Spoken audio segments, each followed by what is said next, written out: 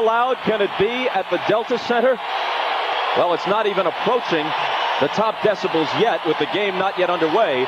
But in preparation for how loud it ultimately will be, Phil Jackson just walked down onto the floor wearing earplugs. Bob Costas back along with Doug Collins and Isaiah Thomas. And it's time now to turn things over to the PA announcer at the Delta Center, Dan Roberts. Good evening, ladies and gentlemen, and welcome to the Delta Center for the NBA Finals. This is game number one with the Chicago Bulls and our Utah Jazz. Introducing the starting lineup for the Chicago Bulls. Starting at forward and wearing number 7 at 6'11" from Croatia, Toni Kukoc. Starting forward number 33 at 6'7" from Central Arkansas, Scottie Pippen.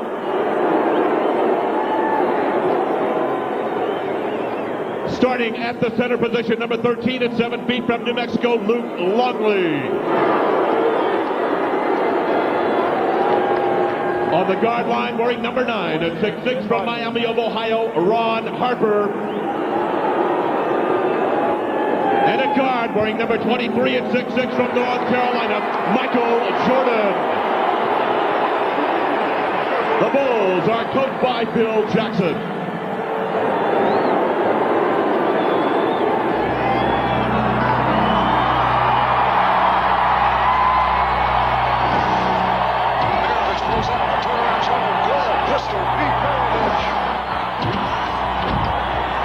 With the first ever Midwest Division title. Unbelievable. Magic down the alley. Goes to Green. Buckley. Picks up on Magic. Buckley. Oh, baby. Big mark everywhere.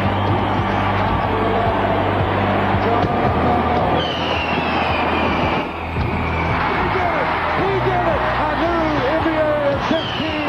John Buckley. Congratulations, Paul Malone. 1996-97 NBA Most Valuable Player.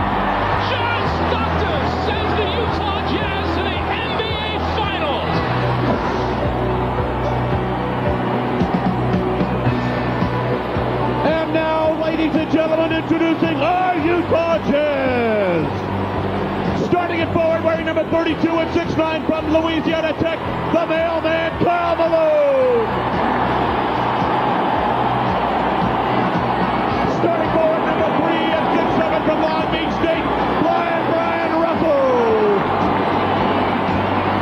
Starting center, number 44 at 6'11" from UTEP, Greg Foster. On the guard line, wearing number 12 at 6'1" from Gonzaga, John Stockton. And at guard, number 14 at 6'4" from Iowa State, Jeff Hornacek.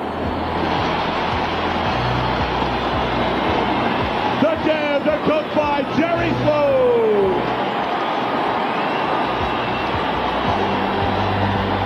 Ladies and gentlemen, please direct your attention to the ceiling at the Jazz end of the arena for the unveiling of the 1998 Western Conference Championship banner.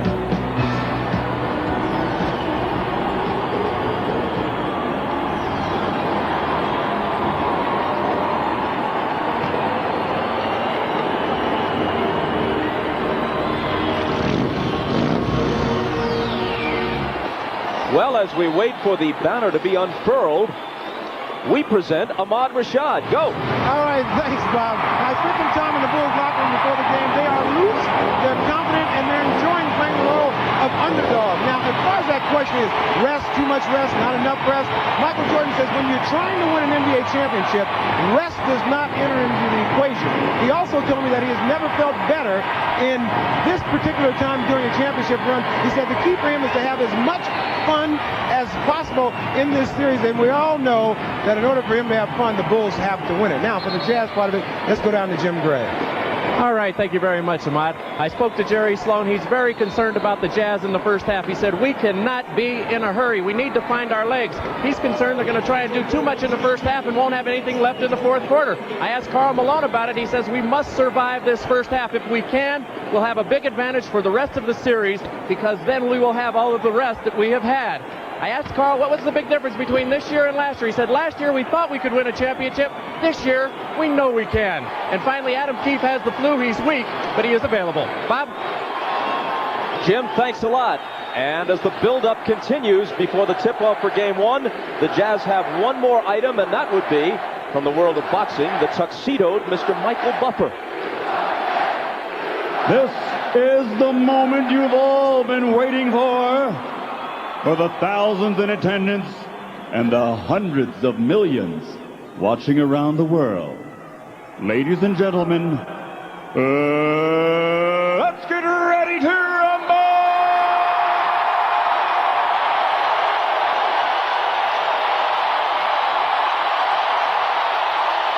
I feel underdressed without a cummerbund.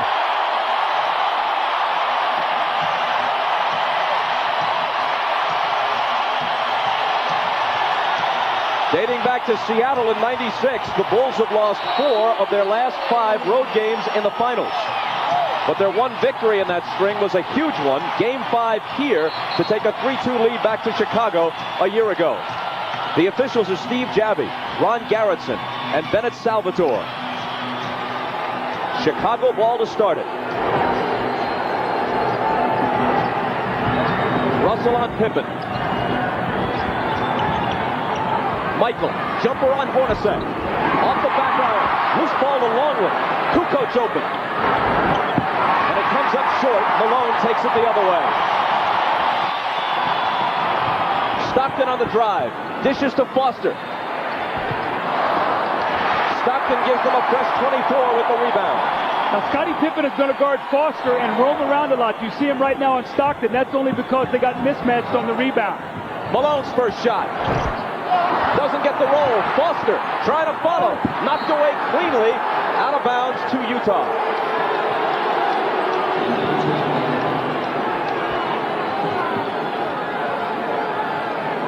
Jordan and Malone each missed their first shot.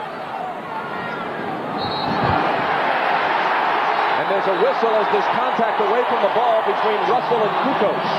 That'll be a 2-shot foul because the ball was not inbounded. So Brian Russell will step to the line and get 2 free throws. Doug, the tempo of this game will be very fast because you have a lot of speed players out on the floor.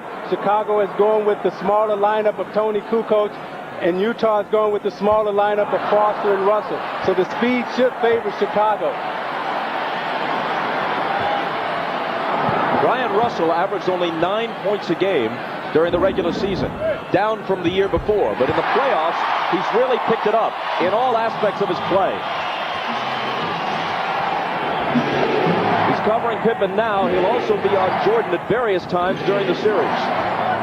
Hornacek has that unenviable task right now.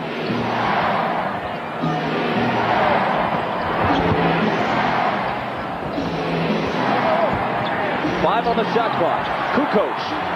Out of the corner, it's Harper. Somebody's got to shoot it. Harper will, and it's 2-1 Chicago. We know that's the guy that's going to have to make jump shots. As the Jazz double teams in the post, they'll make Harper prove that he can hit that shot on a consistent basis. Stockton, the NBA's all-time leader in assists and steals. Bounces to Malone, guarded by Longley. He's 0 for 2. Kukoc has it. Bulls looking to run. Harper, the trailer, tries another one. Same result.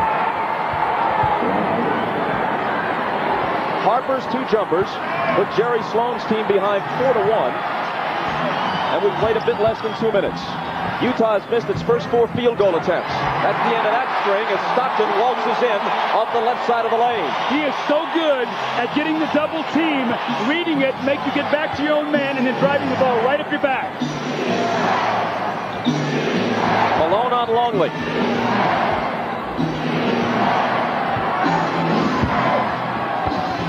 Luke spinning toward the basket. Malone knocked it away, and it went off Longley's leg.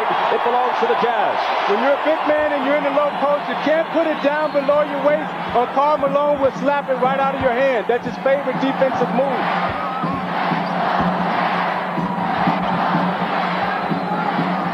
Stockton looking for Malone.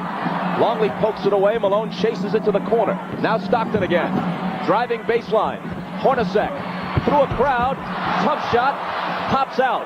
Michael has it in the open court, and Russell fouls him.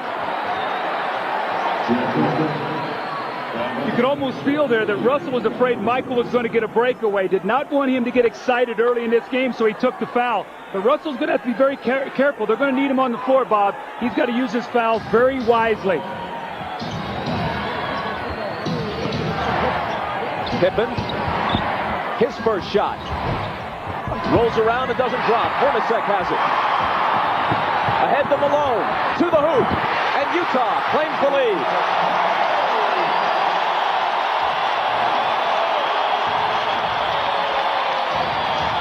For a man so big and strong, Malone runs the floor so well, even as he approaches age 35. Jordan cans the turnaround over Hornacek. Now that time they didn't come double team Jordan in the low post. He took his time and was able to elevate over Hornacek. Michael's first basket of this year's NBA Finals.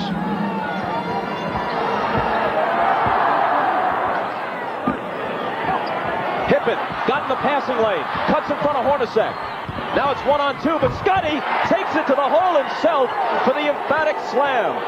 See, Doug, you know, Utah likes to run that scissor cut, and when you run that against Chicago, they're so long that they just switch all of that. Scottie Pippen switched it with Jordan, stepped out and made the steal. Stockton's jumper. Got it.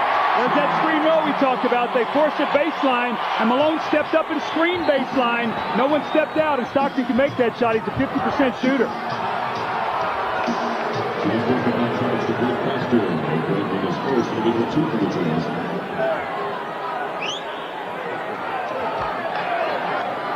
Foster picked up a foul. It's his first. Bulls inbound, and Kukoc throws up a little runner that's short. Tries it again. Same result. Out of bounds. Last touch by Foster, and the Bulls will have another crack at it. Those second shot opportunities. Now, Greg Foster's had his hands on about 3 rebounds. He's trying to get them with one hand. You got to go up and snatch those things with 2. Kukoc red hot in Game 7 against Indiana. 0 for 3 so far tonight. In fact, he was hot through most of that series against the Pacers. An illegal defense now is called against the Jazz. Yeah, they caught Stockton running over, and he's saying that they pump faked the ball. Stockton was coming to double team Jordan. They didn't throw it in, and therefore he was illegal.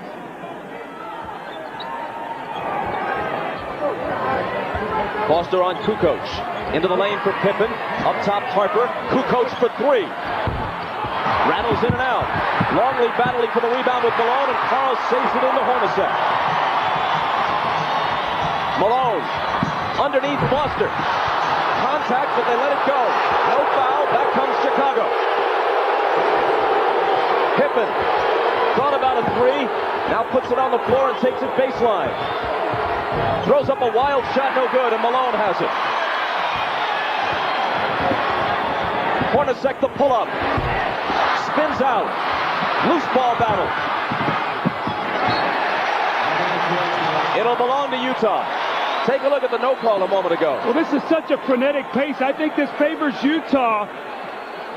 You see right now, Greg Foster's going to get the dunk, and Scottie Pippen from behind knocks it loose. After that, it's incidental contact. But the pace of this game right now, I think, favors Utah if they can keep it up for 48 minutes. Stockton had it knocked away by Harper, but Harper fouled it. That's his first, and we take our first break. Toni Kukoc is starting to provide offense, and he's gotten off to a slow start, missing his first 4 shots. You see the open jump shot, trying to drive the ball to the basket, missed a little finger roll, misses his second shot, and spots up and shoots a 3. Now he's a much more effective starter as we saw in the Indiana series. Against Charlotte, he did not start, only 7.4 points. You see him what he did against Indiana, and was crucial in the Game 7 when he put up 21 points. Dennis Rodman, and this is something we've become accustomed to, is not at present on the Bulls bench. He's gone back to the locker room, quite possibly riding the bike to stay loose, as he likes to do. Following the timeout, Foster has it for Utah. Malone with a great pass to a cutting Russell. Good look, and the Jazz in front again, 9-8. See, that time Utah went away from their set, and they went into a more passing game set to try to neutralize Chicago's speed. Pippen working on Russell. Double team, Stockton comes over and steals it. No one's done it more in NBA history. Foster might not have expected it, but eventually recovers. Now they'll set it up.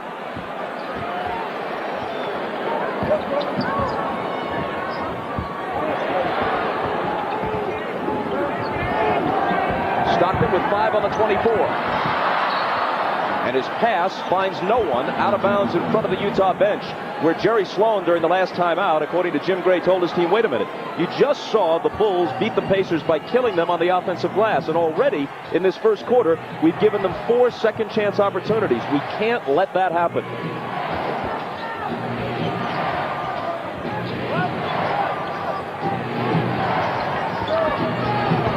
Michael against Hornacek, out of bounds to Chicago. See, Doug, you talked about Tony Kukoc missing his first 4 shots. The thing that impressed me about those 4 shots is that they were wide open shots. And that's what Michael Jordan is creating. And if Chicago takes their time, they're going to get good looks. And it's just a matter of them knocking down the shot. Stockton out, Isley in, one of the best reserve point guards in the league. Pippen can't finish it off a good pass. Here comes Isley. Hornacek looked for Malone, threw it over his head, and Longley takes it. Pippen stutter step into the lane, lays it up and in. A year ago in the finals, Michael averaged more than 30. Pippen 20 against the Jazz. No other Bull averaged more than 8. Bob, the early rust you talked about, though, poor shooting right now by Utah, but more importantly, they're turning the ball over. That's very uncharacteristic of the Jazz. Malone can't get the lead back, but they'll get another chance. And see, that's what the layoff would do to you, Doug. You can't practice emotion and intensity. And what emotion and intensity is, it makes you run a little faster, jump a little higher, and shoot it a little harder. Malone from Isley into the lane, and Utah into the lead, but no, it's taken away on the offensive foul. See, what makes Chicago so difficult defensively is that they can move and shut down the driving lanes. They're so quick. You see, Malone has the penetration, but Pippen is there to take the charge. And when you miss a shot, Doug, Jordan can advance the ball, Pippen can advance it. They all can advance the ball for fast break opportunities. Michael, turn around, sandwiched by 2 defenders, count the basket, plus the foul. Scottie Pippen on the beautiful drive. Remember now, Brian Russell picked up a foul early, so he's got to be very careful. Scottie with a beautiful change of pace, that long swooping stride of his and a finger roll. And then Michael Jordan, I'm a little surprised here that Isley doesn't come down and double team. He reaches in, little touch foul, 3-point play opportunity. He's guarding Harper. You got to go help, make him get the ball up. The foul is on Isley, his first, and Jordan completes the 3-point play. See, when I think of Utah, Doug, I think of a half-court team that execute. I don't think of them as a fast-breaking team, and Chicago has got them into a speed, fast-breaking type of game. Russell lobs for Malone. Longley got a hand on it. Malone recovers. Pippen blocked it, but there's a foul.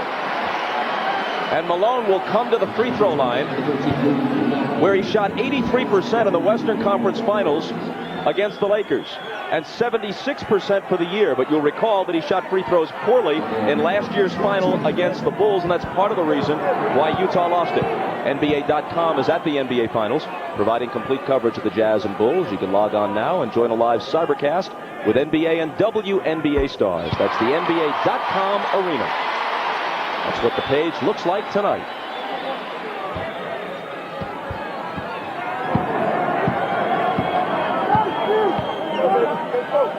Doug, we asked Karl Malone what did he work on over the summer, and he said he worked on his mid-range J because he thought that he would be playing Longley. And I asked him, I said, did you work on your free throws over the summer? He said, no, I felt that I'd be confident enough to step up in the finals and make them.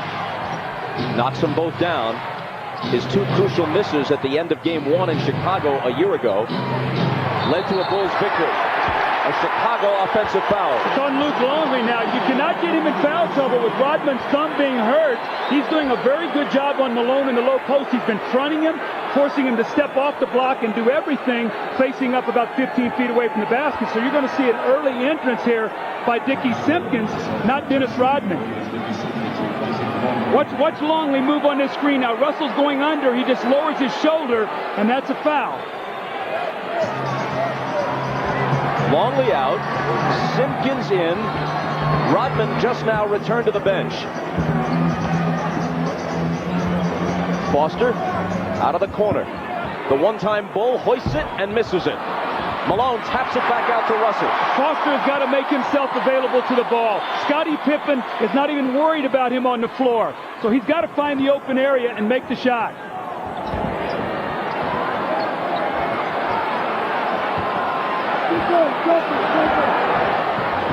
Isley takes it into the lane, throws it up with the right hand and hits the floater. Meanwhile, Ahmad Rashad tells us that Phil Jackson wanted to put Rodman in, and Dennis hadn't made it back from the locker room to the bench. That's why Simpkins is in. It's one thing to be idiosyncratic. It's another thing to be idiotic. Kukoc got it. See, where most teams post their big men, Chicago posts their guard. Ron Harper posted up against Howard Isley. You had to come double team, and Kukoc knocked that wide open Jay down. Out of bounds to the Jazz. Phil Jackson was quoted yesterday as saying, you know, there's a bit too much drama with Rodman not on the bench, and it looks like he's not part of the team, and I've got to put a stop to that. Well, they didn't put a stop to it in the first quarter here. Although Dennis is sporting a striking new hairstyle for the finals. Russell's jumper from the head of the key is way off. And it was touched last by Utah. With 2:51 to play in the first, the Bulls have the ball in a 2-point lead. This is the NBA on NBC. Each of these teams has at least 2 certain future Hall of Famers, but if we extend it to a big 3, there's a quality third option for each team. Kukoc and Hornacek, and let's take a look at the numbers through this year's playoffs. The guy who really has helped him with Hornacek's injury, Bob, has been Brian Russell. His scoring has gone up in the postseason. They've really needed it at playoff time because of Hornacek's injuries to his Achilles. You know, Bob, as I look at the score right now, 15-13, this does not surprise me. In fact, if I'm Jerry Sloan, I'm probably a little pleased that I'm not further behind the way they're shooting the basketball right now. Chris Morris is guarding Kukoc as Morris, the veteran, makes his first appearance. Pippen with Russell on him. Michael backing in on Hornacek, gets rid of it to Harper, now Kukoc. Inside to Pippen, but a whistle and a 3-second violation against Chicago. Now, did Tony pass that shot up because he's not shooting well? Remember, he's the kind of guy, when he gets off early, he's very confident. When he misses some shots, he has a tendency to fade away. Hornacek, Pippen bumps him, bounces it to Morris. Michael guarding him, turnaround on MJ short.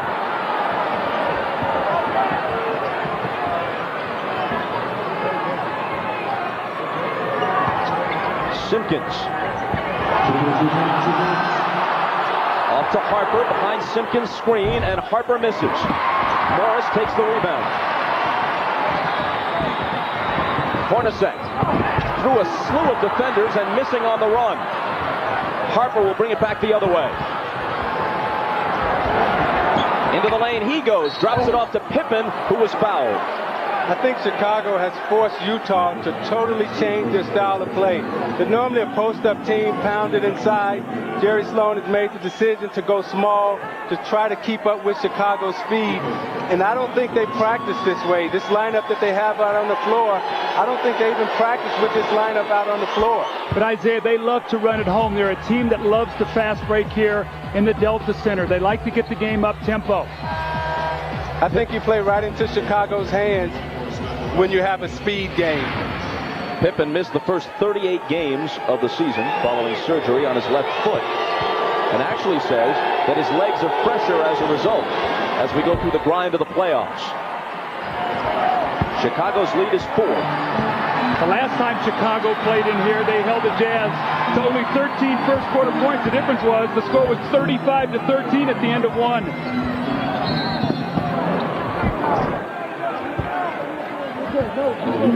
And now each team has been hit with one illegal defense warning. This one goes against Chicago. Utah's got to find a way here, Bob, to get the ball to Malone on the block against Dickie Simpkins. If they do double team, space out, you got 4 good shooters on the floor. Let's find out what they'll do here. Scott Burrell has come off the bench. We still haven't seen Rodman.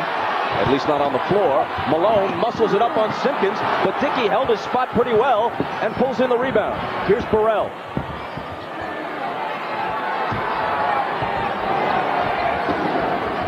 Pippen, poked away by Morris. Scotty picks it up. Working on Hornacek. Up and over the backboard, Utah ball.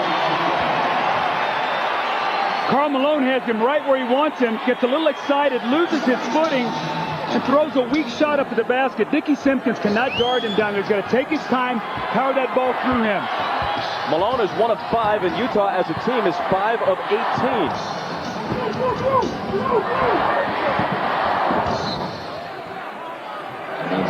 Still Utah ball. You see Ron Harper guarding Howard Eisley, staying on that right hand, won't let him come back to get to his shooting pocket to shoot that shot. Eisley. Inside Morris for the reverse. Eisley penetrated as he blew past Harper. He's lightning quick, and then made the good pass. Well, that's that high screen roll they love to run with Eisley. He just cut the ball back when Harper tried to beat the screen. Chicago looking for a 2-for-1, but Pippen misses the pull-up 3, and then there's a rebounding foul. Simpkins hit with his first. Bob, let's see if they go back to that high screen roll once again. Normally Malone steps up, and Eisley tries to run it. Morris will curl in underneath the basket. They'll keep their 3 shooters spaced. Malone will wait for the last moment, and he'll come up and set the screen for Eisley.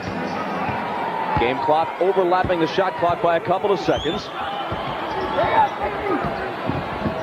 Malone from Eisley to the basket, and with pure strength, although he took a hit, he maintains control and lays it in. Jordan looking for the last shot. It'll be a 3. And he almost banked it in. But Utah pulls even. After a ragged first quarter at the Delta Center, it's tied at 17.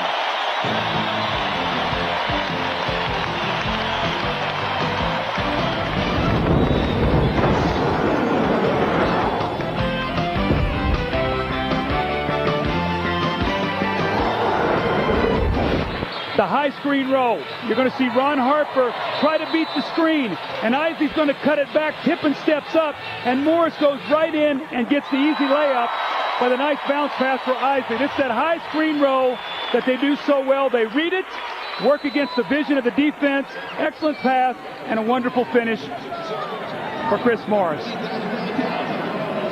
You know, a lot has been made of this whole rust versus rest question. And it may come into play in this game. Certainly in the first quarter, Utah didn't look sharp. But in the long run, you have to believe that the rest will benefit Utah. And for whatever this may be worth, since the early 80s, there have been 7 occasions when a team has had a week or more of rest waiting for its opponent in the NBA Finals. And 6 of those 7 times, the team with the lengthy rest won the NBA title. As the second period begins, Rodman makes his first appearance, as does Judd Bushler, who was so effective in Game 7 off Phil Jackson's bench against the Pacers. Malone still can't find the range. Here's Randy Brown. The matchups in this series may allow Brown to play more minutes than he did against Indiana, but not if he does that. He threw it away. Eisley, pull up, open. Utah has the lead.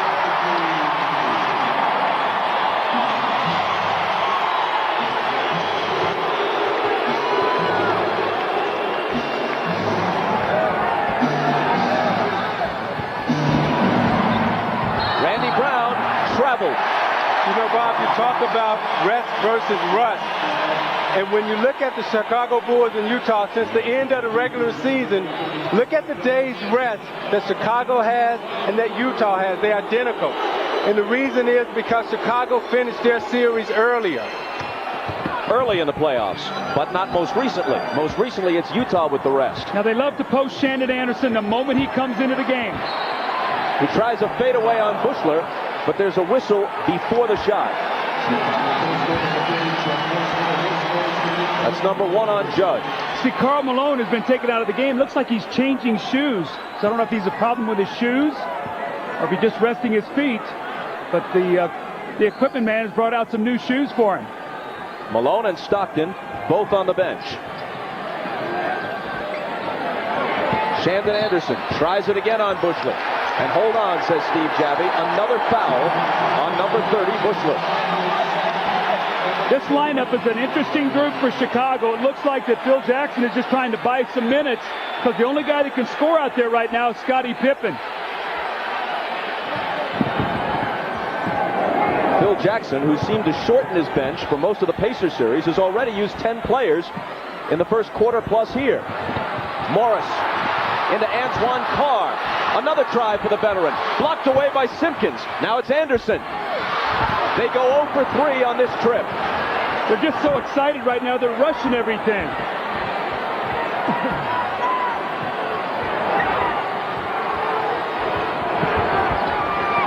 Randy Brown. Out to Pippen. In the lane for Simpkins. Knocked away and stolen. It's a 4-on-1 break. Isley to Anderson.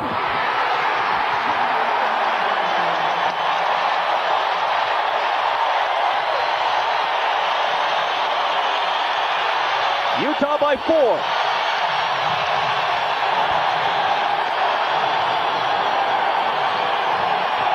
Rodman's pass to a cutting Bushler was a good feed, but they couldn't finish it. Russell on the run. And suddenly it's a wide open game with the Jazz up by half a dozen.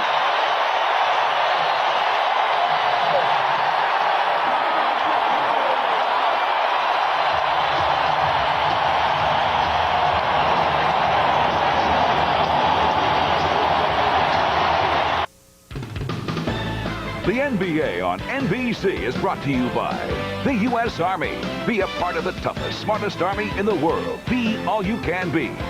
By the irresistible taste that makes you say, did somebody say McDonald's? And by Pontiac Driving Excitement and your local Pontiac dealers.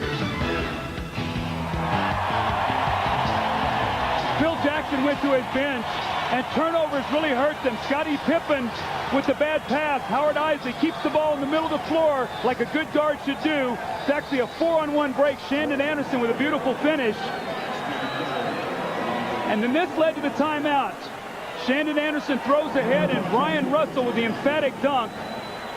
And turnovers and missed opportunities have hurt Chicago. 23-17 now. The Jazz lead with 9:35 to go. Michael Jordan back into the game. Steve Kerr in for the first time. Here's Kerr with the ball. And now Rodman, a turnaround jumper that predictably misses. The rebound to Morris. Utah on a 10-0 run, 6 of it at the start of this quarter.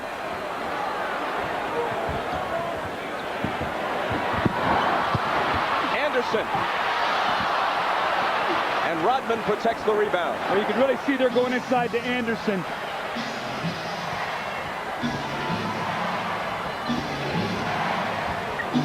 Kukoc hits the hook.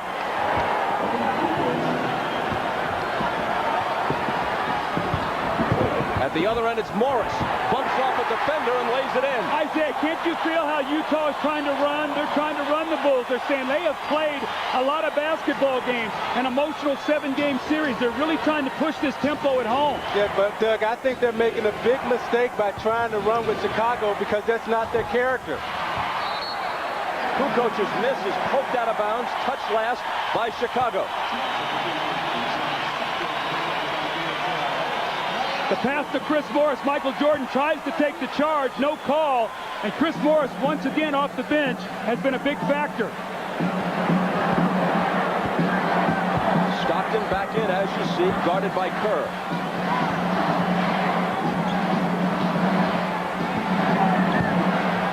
Anderson around Bushler. Little up and under move. And the Jazz in front by 8.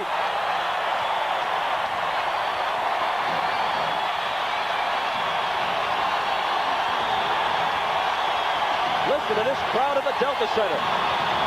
Jordan quiets it just a bit. Stockton into the lane on Kerr. Off balance and got it.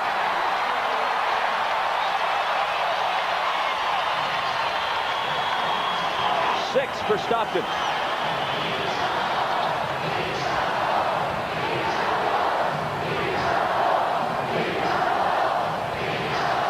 The chant is beat the Bulls, beat the Bulls.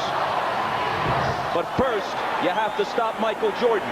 Isaiah, that's what you talked about at the top of the game. They've got Isley and Stockton in the game together. Isley trying to play Michael, just way too big in the post. Doug, Chicago is getting any type of shot they want. They've missed at least 5 layups in this first half and wide open jump shots. 9 points now for Jordan, who's guarding Isley. Isley spins around him and cans the jumper. Hard to believe this kid was caught once by Utah and also by Minnesota and San Antonio. Michael, Anderson went for the steal, leaving Michael alone, but this time he missed. Stockton hurrying back and might have been fouled by Jordan. That's number 1 on Michael. They love to post Shandon Anderson. He takes his time. He's got great position against Judd Bushler. Backs him down. The up and under. And the little hoop. And John Stockton, after a nice rest, pushes the ball up the floor. The little floater against Steve Kerr. And now Howard Isley, the guy who's made this second team go all season long, buries the jumper against Michael Jordan. Not bad for a former member of the Rockford Lightning of the CBA. This is the NBA on NBC. Back to Utah, I'm Jim Gray. Well, Jeff Hornacek left the game some time ago. He went back in the locker room for about 5 or 6 minutes. He's had a bad Achilles. He had it worked out by the chiropractor back there. They're just trying to stretch it out. It tightened up on him. He's back on the bench and available, but he's really going to be hobbled. It continues to be a problem, Bob. Now, this is how the smart coaches buy minutes for their players and their superstars. Stockton left the game. He only lost 9 minutes, but in actual time, he got 24 minutes of rest, Doug, which enabled him and Howard Isley, they're combined 6 of 6 from the field right now. Isley trying to use quickness on Jordan. That one comes up short into the arms of Rodman. Stockton on Michael now. Who immediately wheels around him, draws contact from Carr, and a foul.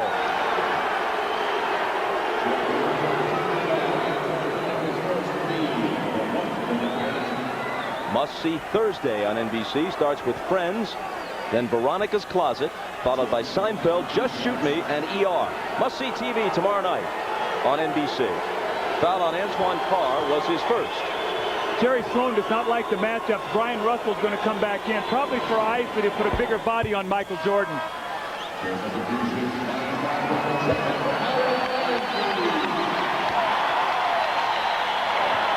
Isley did a heck of a job, though, while he was in there.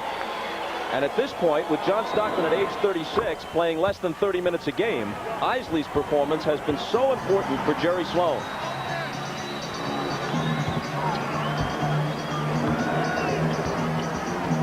Stockton driving on Kerr, but it spills out. Another rebound for Rodman, playing with that right thumb heavily bandaged.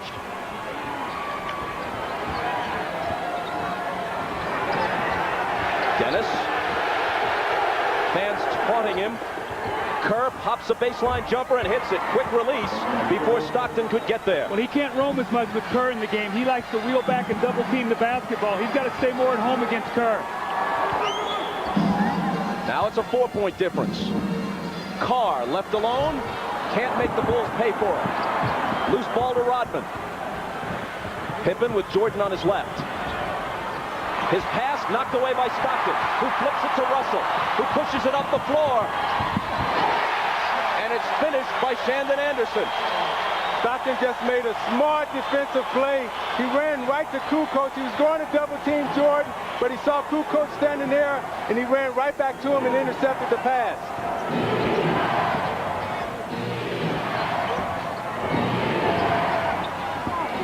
Kukoc to Kerr. Head fake, jumper, missed it off the glass.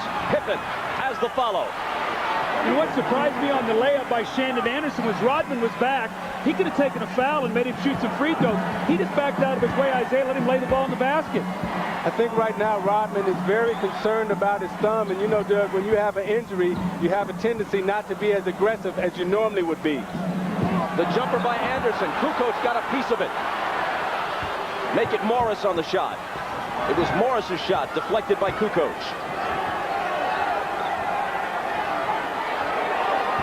Russell trying to contend with Michael. And as Anderson came over to help, he collides with Michael and picks up the foul.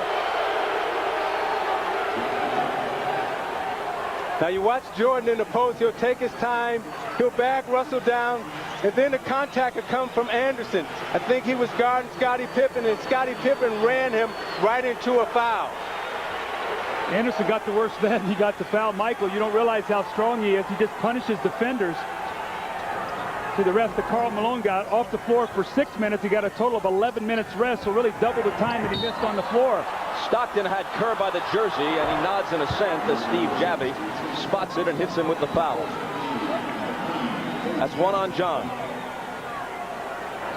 So Jerry Sloan cautioned his team early not to come out and expend too much energy because he wanted them to have something in the fourth quarter. Hornacek is back. Let's see if Jordan tries to go right at it.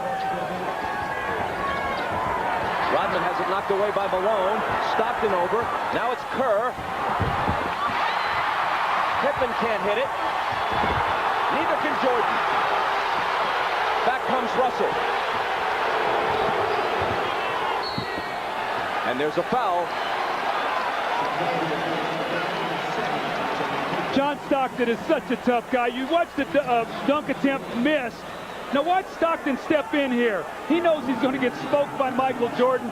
Forces him to take his eye off the target and look at him. And Michael missed the easy shot. And then Brian Russell came down on the fast break once again. A beautiful pump fake, and he's going to get to the free throw line. But anytime Chicago misses, you can see Utah is trying to get the ball up and down the floor. The foul on Kukoc was his second. The Bulls have 14 fouls, the Jazz 3, with 3:45 remaining in the half. Utah now by 5. Another free throw for Russell, who earlier this year lost his starting job to Adam Keefe, but he's come on down the stretch and in the playoffs. You know, he signed that big contract in the offseason and then came back and was really sluggish and out of shape and did not perform well early. Same thing with Greg Ostertag, and we've not seen him tonight, but both those guys had a mid-season turnaround that really changed the fortunes of this Jazz team. Anderson on Jordan. Hornacek trying to guard Pippen. Coming over to help us Malone to swat it away. Stockton thought about a three, didn't take it. And now Pippen fouls him. That was a frustration foul on the part of Scottie Pippen. He felt Hornacek fouled him right there in the low post. Malone comes over and gets the block, and you're going to see Scottie, where's the foul?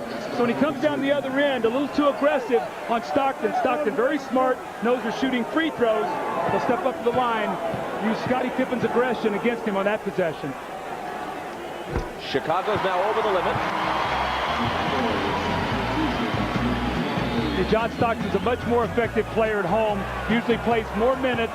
Isley gets a few more minutes on the road. You see his points up, his assists up. He looks very fresh right now in tonight's game. With the rest, I think, has really helped him. Rodman goes out, and Longley, after a long stretch on the bench, comes back in for Chicago. 1 of 2 for Stockton, who then tried to go after the rebound, but couldn't quite take it away from Pippen. Scottie Pippen, by the way, is 3 of 9 in this first half after shooting 6 of 18 from the floor in Game 7 against the Pacers. But, of course, he contributes in so many other ways. Bob, I've never seen Chicago miss so many wide open and easy layups. But how about that one? As Jordan whirls through the defense, seems like almost every member of the Jazz had a look at him before he laid it in.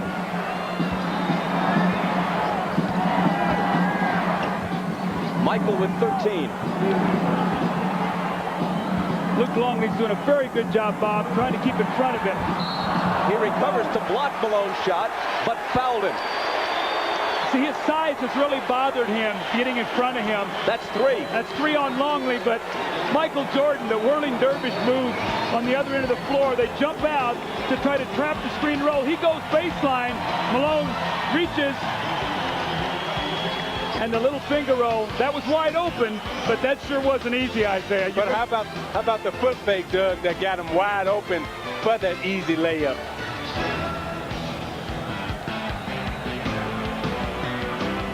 Don't forget to stick around at halftime for the Prudential Halftime Report, which will include Peter Bessie's conversation with Phil Jackson. He'll talk about this series, obviously, and about what the future might hold for Jackson and the Bulls. The potential halftime report coming up at the break. In just 8 minutes of playing time in this first half, Luke Longley has 3 fouls. Now, he's always prone to foul trouble. With Dennis Rodman's contribution in this series a question mark for a variety of reasons. If Longley has to spend long stretches on the bench, who's going to guard Malone? Well, that's a real big problem, and you see he fronts there and does a nice job, but here he comes over the top and gets the foul. You got to get weak side help on that. You've got to get somebody rotating down from the back. This time it's Michael Jordan, and Michael a little slow reacting to that pass, and Luke picks up the foul. Karl Malone, who turns 35 late next month, misses the first one. A member of the NBA's first-team All-Star squad, 10 consecutive years, and this year he was an all-defensive team selection for the 2nd year in a row. If it weren't for Michael Jordan, how many MVPs might this guy have won? He's finished 2nd in the league to Jordan in scoring 5 different times. He's led the Western Conference in scoring 7 times. So if they split it like by conferences, like they do by leagues in baseball, he'd be a 7-time scoring champion. Jordan, quick catch and shoot. 15 for Michael. But the Jazz will live with that because he's not getting to the free throw line. They're going to hope that maybe if he shoots under 50%, they'll limit the offensive rebounds with no double team, and the end result will be a good one for the Jazz. Good pass inside from Hornacek to Malone. Great high-low action there, and Rodman was just completely sealed behind Malone. Yeah, Malone is too big for Rodman. He caught him that time on his back, but Chicago will keep going inside with their big guards. Kerr from Scotty. When he gets a look like that, he won't often miss. Better communication, though. They run that little split at the top. Malone stepped over, and Michael got screened on Stockton. Nobody helped out. Hornacek with Michael on him. Here's Malone. Back to Hornacek. Into the lane. Off-balance shot. Hits the front rim and spills away. You can just see Hornacek has no legs in his shot at all.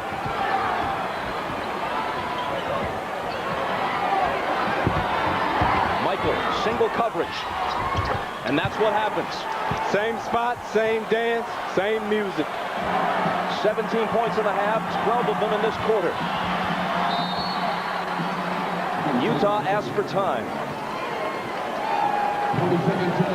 It's a 20-second timeout with Chicago back to within 2. See, Chicago loves to post their big guards, and particularly Michael Jordan, who's one of the best post-up players in the game. Utah fails to double team, so he shoots it right over Shandon Anderson. And you come back to the same spot. Okay, I'll read it. There's no double team. I give you the fake to the baseline, and now I'm going to fade back to the same spot and shoot it the same way. Now you watch Rodman trying to defend Malone, who's too big for him, seals him on his back. The great high-low feed, as Doug talked about. Malone just lays it right in the hole.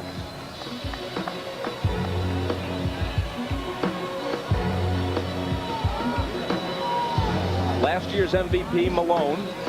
This year's MVP, for the 5th time in his career, Michael Jordan. And a look at their numbers. Stockton has a good look and puts the jumper down. See, they come out of that timeout, they run screen roll. They know that Rodman is not going to help off of Malone. So he set that sideline screen once again, and Stockton is an excellent shooter.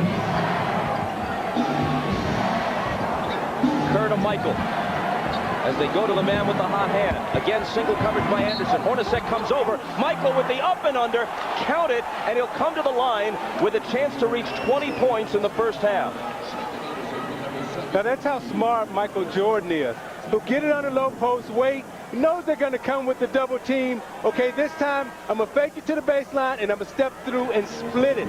I'm not going to give you the same offensive look every time. I'm going to give you something different. But Isaiah, you teach when you come down to a double team, that defender has to come and touch the other defender, so you can't step through there. You can't give him any kind of pathway to get to the basket. You must make him spin away and shoot the shot. Kevin McHale was the master of that. I understand you teach that, Doug, but when you're coming down to double Michael Jordan, do you know how much fear is in your heart? A 3-point play 20 points, and get this, this is the 30th finals game in which Michael Jordan has played. He has never been held under 20 points, and he's got 20 in the first half tonight.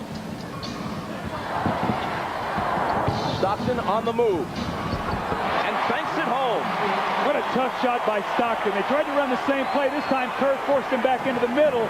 The little running wrong footer by Stockton off the glass. He's got 11. Last 30 seconds of the half. Jazz by 3. Jordan finally missed one, and Russell collects the carom. He likes to go 2 for 1, shoot a quick 3. Not enough time for that now. Stockton's having a beautiful first half. He's controlled this first half masterfully, as only Stockton can. So they'll hold it for the last one. Stockton fires. And big first half. Just a step inside the line. 13 points for Stockton. Kukoc beats the buzzer and misses the 3. Jazz led by as many as 8. They conclude the half up by 5. Getting involved. You get Rodman involved in the play. You're going to see him come back now. It goes to the middle. The little runner off 1 foot off the glass. And the next time down the floor, they're going to look like they're going to feed the post. Scotty gives them some space, and Stockton steps up and buries the shot to give them the 5-point lead going into halftime. And now stay tuned for the Prudential halftime report after these messages. You'll watch an excellent first half for John Stockton, 13 points on 6 of 7. Meanwhile, though, Michael Jordan hit 8 of 14. And when you're Michael Jordan, there's even someone on hand to take your gum wrapper as he reloads on the bubble gum. Michael had 20 points. That's exactly half of the Bulls' 40. They trail 45-40 at the half. And we're back. Doug Collins, Isaiah Thomas, Bob Costas, and right away we go. And look at this. Doug, always willing to help out a teammate, takes Isaiah's gum wrapper. I guess we could carry this a bit further, but let's go to the Miller Lite halftime stats. Well, Bob, when you look at the Utah Jazz, what they did in that first half, they were terrific in transition. Stockton and Isley were excellent. 19 points, 5 assists, the fast break, 12-4. The Bulls scored 40 points. Jordan 20, but Pippen and Kukoc 5 of 17, only 12 points. More importantly, since they didn't double team, the Bulls only got 4 offensive rebounds, so the Jazz actually controlled the offensive backboard. And you're going to see really what works was John Stockton reading the pick and roll once again with Karl Malone. He's going to come off baseline side, and Dennis Rodman is going to drop and help just a little bit, but he's so worried about Karl Malone that he's going to get back to him, and Stockton is bare there for the open jump shot. That's why he shot 6 for 7 in the first half and was absolutely dynamite for the Jazz. Now, when you look at Utah, John Stockton has 13 points on 6 of 7 shooting. So the passing lanes will be open now because they have to respect him. He only got 1 assist in the first half, so therefore he'll come out and look for him to make passes now. And you look at Jordan, who had 20 points, half of Chicago's points. But Chicago had 14 layups in the first half and missed 8 of them. Look for Jordan to come back and continue his strong shooting because they're giving him any shot that he wants inside. So Utah, rusty or not, leads by 5. Third quarter coming up. Shot back in the Delta Center where the Bulls trailed the Jazz by 5. Phil Jackson told his team at halftime, just what you expect them. You got to stop the screen and roll. Offensively, he said they had a good tempo. They want to keep controlling the tempo. They need more offensive rebounds and expect them to double team Michael Jordan. Look for the open man off that double team. Let's get on to Jim Gray. All right, thank you very much, Ahmad. Well, that's exactly right. Jerry Sloan told his team he's not happy with the way they're defending against Michael Jordan. He's going to change it up here in the second half. You're going to see quite a bit of double teaming. You're going to see some better rotation. You're going to see some changes closer to the basket in the scheme. Jerry Sloan said we can't count on them missing that many layups. We've got to establish ourselves. We can't let them offensively go where they want to be. Bob? All right, Jim, thanks a lot. First shot, second half, Brian Russell. Short with a 3. And Harper has it for Chicago. Luke Longley with 3 fouls does not start the second half. Dennis Rodman does. Ahmad Rashad tells us that Rodman spent much of the halftime break dribbling a basketball, trying to loosen up that sore right thumb. Strained ligaments sustained in Game 7 against Indiana. Michael Jordan way off, so can't pick up where he left off in the first half as he scored 20.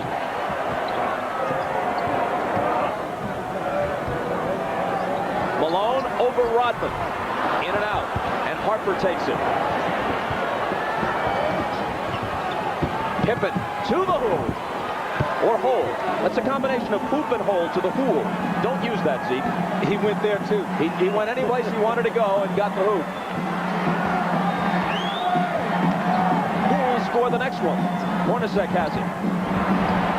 It'll be Stockton who has 15. What a great pass, Isaiah, on that give and go to the top. You fall asleep a little bit, and Hornacek finally gets off here with a layup. 0 for 4 in the first half. Now, that's the Utah I know. Half-court execution, perfect screen, back-cut layup. That's the way they need to play in order to win this game. Harper into the lane. Tried to find Rodman, poked away to Pippen, and his three is no good. Rodman with board position.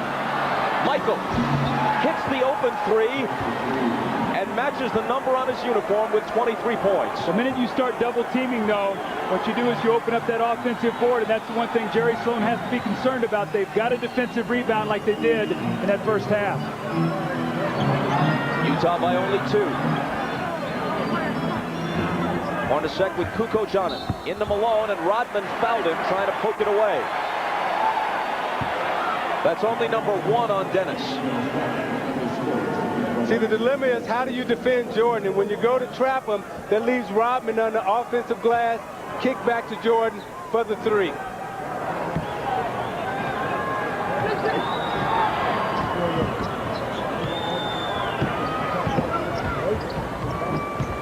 Stockton hounded by Harper. To Malone, who wants to work on Rodman. Can't hit it. And Russell can't control the rebound. It belongs to Chicago. Now, wait a minute. Steve Javy comes in and may overrule Bennett Salvatore, and apparently he does. Karl Malone using his superior strength, and Dennis Rodman does a good job forcing him to take a tough shot. Stockton takes the inbound, but Harper cuts him off.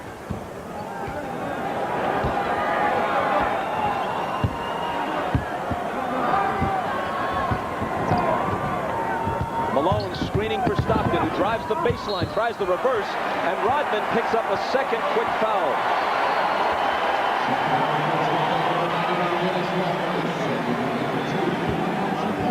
Now you watch Rodman, who's playing with a very tender thumb, and you see Malone comes over and whacks him on that thumb, and gets to the other end, and you see him still shaking it, and it's hurting. And anytime you wear any type of Band-Aid or any type of tape on your finger, that's a sign and that's a signal for the other team to just take a whack at that hand. So anytime Malone or Foster or Russell get a chance, they're going to whack that thumb.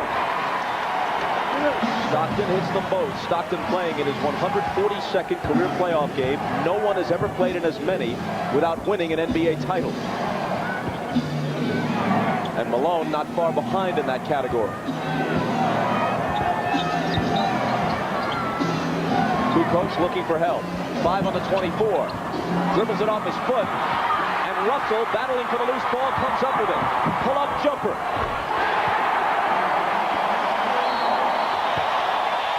Utah by 6. Timeout, Chicago.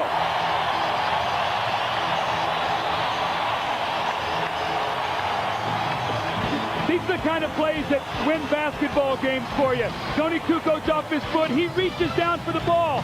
Not Brian Russell. He goes for it, finds it, picks it up, pulls up, and hits the jump shot to give the Jazz the lead. You're watching the NBA on NBC. Miller Genuine Draft presents even more basketball. Now, Michael Jordan had a great first half. You see he's not double teamed, so he's able to elevate over a smaller Hornacek, come back, elevates over a smaller Isley, and then he gets it in the post over Shandon Anderson. Utah is failing to double team him. He says, okay, I'll make you pay. He dropped 20 in the first half on him. You see what he's doing round by round. If they fail to double team Michael Jordan, then he's going to keep making them pay. And in recognition of this look inside the game, Miller Brewing Company will donate $1,000 to the Thurgood Marshall Scholarship Fund. Interestingly, one record Michael Jordan doesn't hold, his highest career average in the finals. He's at 33.6. Rick Barry at 36.3 in 2 finals for the Warriors. Michael is second. Jerry West is third at just over 30 points a game as a finals player. Michael again. Spins out. And the rebound taken by Karl Malone. Stopped into the front court. Harper again on him. Luke Longley is now back into the game with Dennis Rodman, so now he's matched up against Karl Malone once again. Remember, he got 3 quick fouls in the first half trying to guard Karl Malone. Here's Foster, deals to Russell, drives on Pippen, and hits a tough hoop.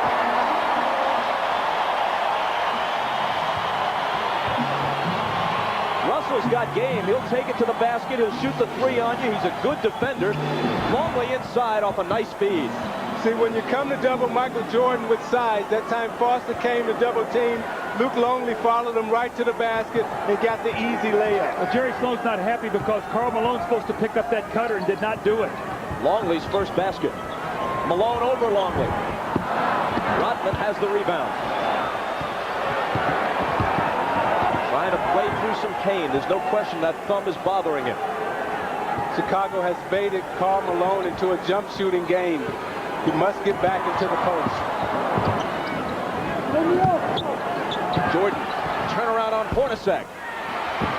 Rebound Longley, and there's the follow. So Longley with a contribution here, midway through the third. Isaiah, I agree with you. They've got to establish Karl Malone down in that paint. That's where he's lived all season long, and he's been a jump shooter the entire night. Stockton to Foster, who hits the jumper. See, the way they started the game the first half, running, I don't know if Karl Malone lost his rhythm, and they played him out of the game. Now he's got to try to get back involved. Longley drops it off to the driving Pippen, who had to change the shot, but was good enough to do it.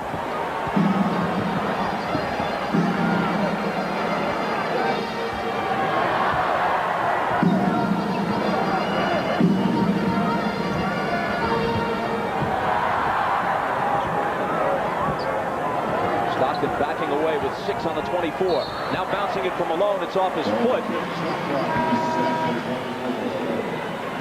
But Utah's going to have it from the side. Now you watch the athleticism of Scottie Pippen on the back cut. He reverses it, hesitates in the air, hangs, and banks it off the glass with touch. No foul. A Chicago player kicked it. Now we see Greg Ostertag in the game for the first time. He'll match up against Malone. It's Malone over Longley. Little bump. Doesn't get the roll on the shot, but it's tipped in by Ostertag, who takes about 3 seconds to make his presence felt. Well, see, he's got great size, and he's a very good offensive rebounder. He's also a shot blocker, and the Bulls are getting perimeter inside right now, and they need somebody in there to control that lane a little bit defensively. Michael on the baseline, no basket. A foul before the shot. Great size in Ostertag's case is 7'2" and 280. See, Dennis Rodman had a chance to get this rebound, but he was very hesitant to stick up his right hand. You see, he didn't want to put up his right hand, and Ostertag used his body, used his size, and was able to get to tip. But you see Rodman hesitant to put that hand there. First foul on Hornacek.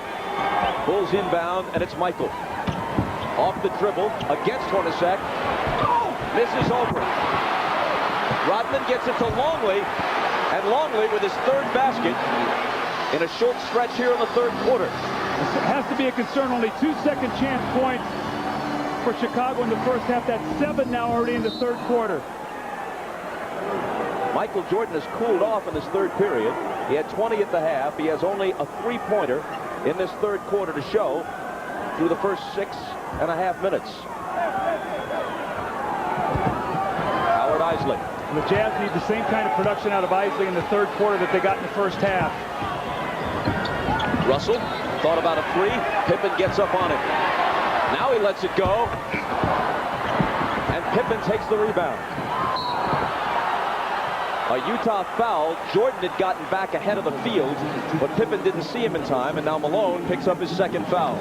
Bob, you get a sense of frustration in Karl Malone right now. He's not getting the ball where he wants it. The Bulls are doing a very good job. They've got him out of his rhythm right now. That was just a frustration foul in the backcourt. Pippen wants a 3.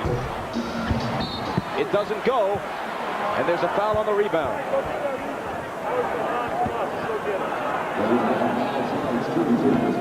Isley picks up his second. Now you watch Scottie Pippen take a little poke right in the eye from Karl Malone, and I've been hit by Karl Malone a couple of times, and that little poke hurts. You took more than a little poke one time. 42 stitches worth, right? Bob, you are correct, sir.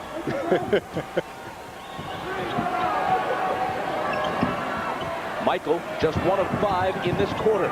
Into the lane. Finds Harper open for 3. Pippen knocks the rebound away from Ostertag, but Hornacek has it. Isley, all alone, tried to get it inside to Malone, and it was knocked away as he passes up the open jumper. Jerry Sloan was very unhappy. He thought it was a 3-second violation. The Bulls got away with an extra pass, and Harper missed the 3. Russell. Malone, meanwhile, 0 for 4 in this quarter and 3 for 12 in the game. They try to get it to him, and Chicago steals it.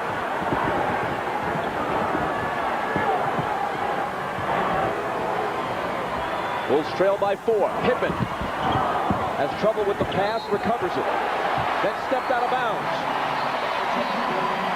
I think the Jazz have to be very careful here not to try to get Karl Malone so involved that they get out of what they're doing. Howard Isley passed up an open jump shot on the break. That time, Isaiah, he tried to force one that just wasn't there, that was picked off.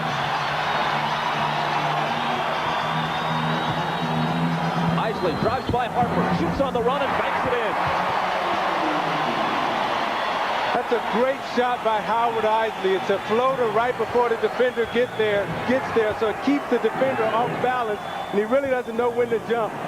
Pippen from Jordan tried to hang in the air to finish it. As it was, he drew the foul. Now you watch Isley on the little floater. He shoots it right before the defender gets there, so the defender is off balance and doesn't know when to jump, how to block it. The hesitation, the little floater, that's the old Detroit move that Jalen Rose uses with Sean Leonard. They all played on the same high school team, and they all used that same move going to the basket. Foul on Ostertag was his first. Pippen hit the first. And now the second. Scottie has 14. If they go back to that sideline screen roll, Dennis Rodman is the guy that's in rotation. He was slow getting there the last time. Russell to Malone. He takes it to the basket and scores around Longley. Trying to get himself untracked offensively here. That was great ball movement, and Karl Malone did the right thing. Drive it to the front of the rim and score.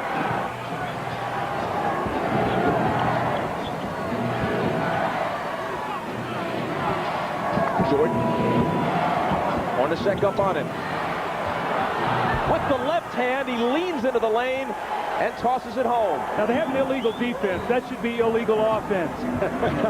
Because it's just not fair. That's not fair. Hornacek with the reverse. Rodman battling Malone for the rebound. And Jordan comes away with it.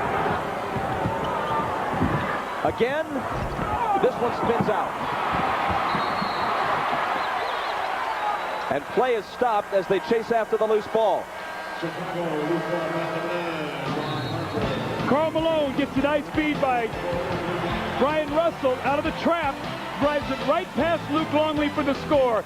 And then Michael Jordan, what about this pump fake? He drives it inside, spins, is going to show you up and under. Ostertag goes, uh-oh, and Michael lays it in with his left hand. How did he get from point A to point B like that? But you watch the long extension of the left hand finger roll. Harper, meanwhile, just picked up his second foul. The Jazz screen roll. Scottie Pippen is going to run off Brian Russell from the corner. You're going to see him. He's run off. Now he's going to try to recover. And when he does, Malone works right in behind him in the middle of the floor. They find him. He uses his quickness, drives it to the basket. He was 3 for 12 at that point in time, shooting mostly jump shots. You see very little in the paint. That time he did the smart thing, drove it right to the basket, used his quickness, and got the layup. Well, Bill Walton said earlier, part of the reason why Utah lost the final a year ago was that Malone became a jump shooter too often.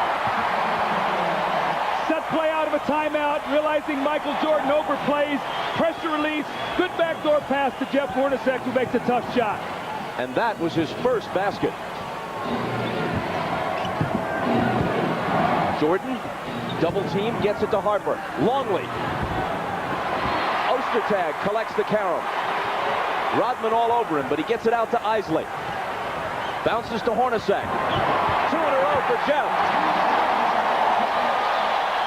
You know, I can tell Jeff Hornacek is really struggling with that Achilles because he can't get any lift. And when he goes in and make the layups, he's barely getting off the floor, but he's gutsy tonight. Utah by 8, matching their biggest lead. Pippen hits a 2-point bucket, just a step inside the line to cut it to 6. And Scotty has 16. Half of them in this period.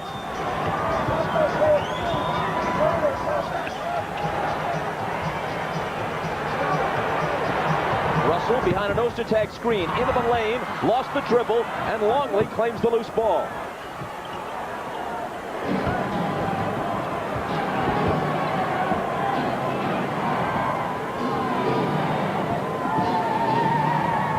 Pippen behind the Longley screen, fires a 3 and misses it. Rebound Brian Russell. Isley in the lane to Malone. Blocked by Longley. And out of bounds to Utah. Well, what a great effort that time by Luke Longley. Karl Malone ran right underneath the basket and had Rodman sealed. Looked like he had a point-blank layup. Look where he has the ball. Scottie Pippen forces him to pump fake, and Longley comes over and blocks his shot.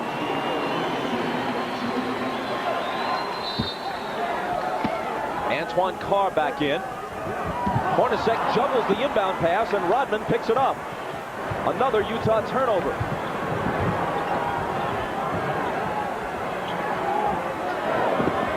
Longley against Ostertag.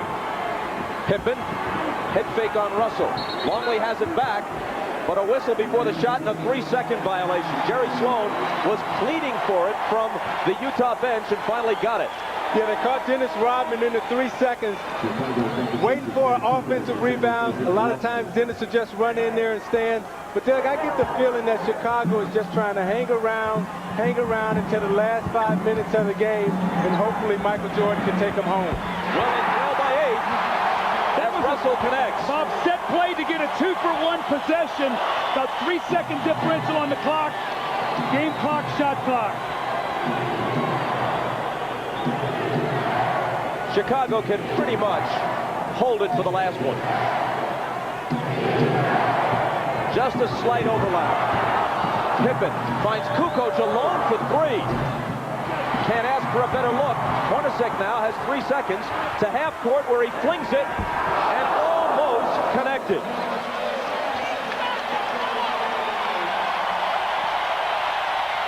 So Utah takes an 8-point lead into the 4th quarter of game 1.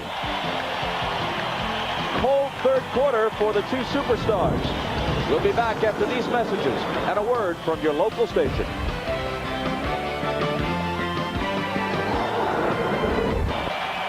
Entering the final 12 minutes of regulation, Utah leads it by 8. Only once in the 6 final games a year ago did the Jazz manage as many as 90 points against the Bulls. That was in Game 3, the first game here at the Delta Center, when they got back into the series with a 104-93 victory. Bob, a big risk here that Phil Jackson's taking. He's resting both Scottie Pippen and Michael Jordan at the same time. Has a lineup out there that's going to have a difficult time scoring, and they're down 8. Through 3 quarters, both Pippen and Jordan had played 33 of 36 minutes. So they need a breather, and Kukoc gives them the offense that had been missing from him through most of the game. He's now just 3 of 10 from the floor with 6 points. And right now it's the bench against the bench. You got Stockton and Malone out of the game, Pippen and Jordan out of the game. So we'll see who will win the battle of the benches right here. Russell behind the screen from Carr takes a leaner, and the bank is open for him. That's one of those when you're playing against him, you make him call that one. Otherwise, he can't get an H on you.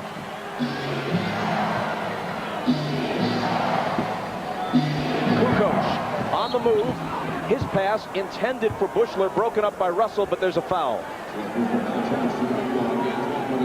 See, Brian Russell's going to drive and pump fake Rodman. He leaves his feet and leans in and gets the lucky shot off the glass to keep the lead at 8.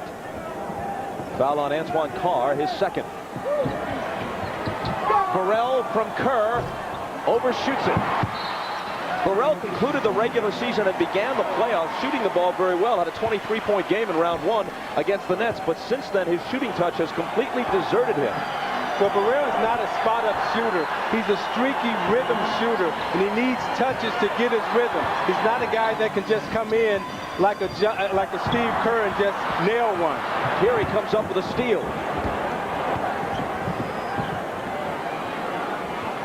Ostertag poked it away from Rodman, but to Steve Kerr.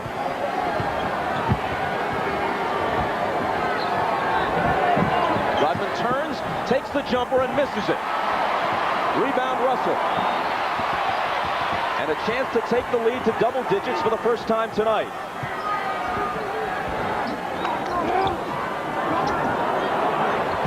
Carr, Rodman picks him up on a switch. His pass outside, picked off by Burrell, who's all alone. The steal on the hoop as he cut in front of Russell. And Utah wants a timeout. Now remember, Burrell is streaky, and this is the type of play that will get him going. Streaky players need to get in their rhythm, and the slam dunk like this makes him feel more confident about himself. In recent years, the finals have followed a Wednesday, Friday, Sunday schedule. This year, no exception to that. Friday at 9 Eastern, 8 Central, 7 Pacific, 7 Mountain, I should say, and 6 Pacific for Game 2 from the Delta Center. Doug. Bob, Utah is missing a golden opportunity right here with Pippen and Jordan resting. They've got to push the cushion into this game. They've had a chance to go up 10. It's now 6. They put Malone back in for that reason. They've got to score some points here so that Pippen and Jordan don't come back fresh and steal this game in the fourth quarter. Malone just 4 of 14. And the cold spell continues. The rebound to Rodman. You see, in the Indiana series where they couldn't buy minutes of rest for Pippen and Jordan, in this series their bench can buy the minutes.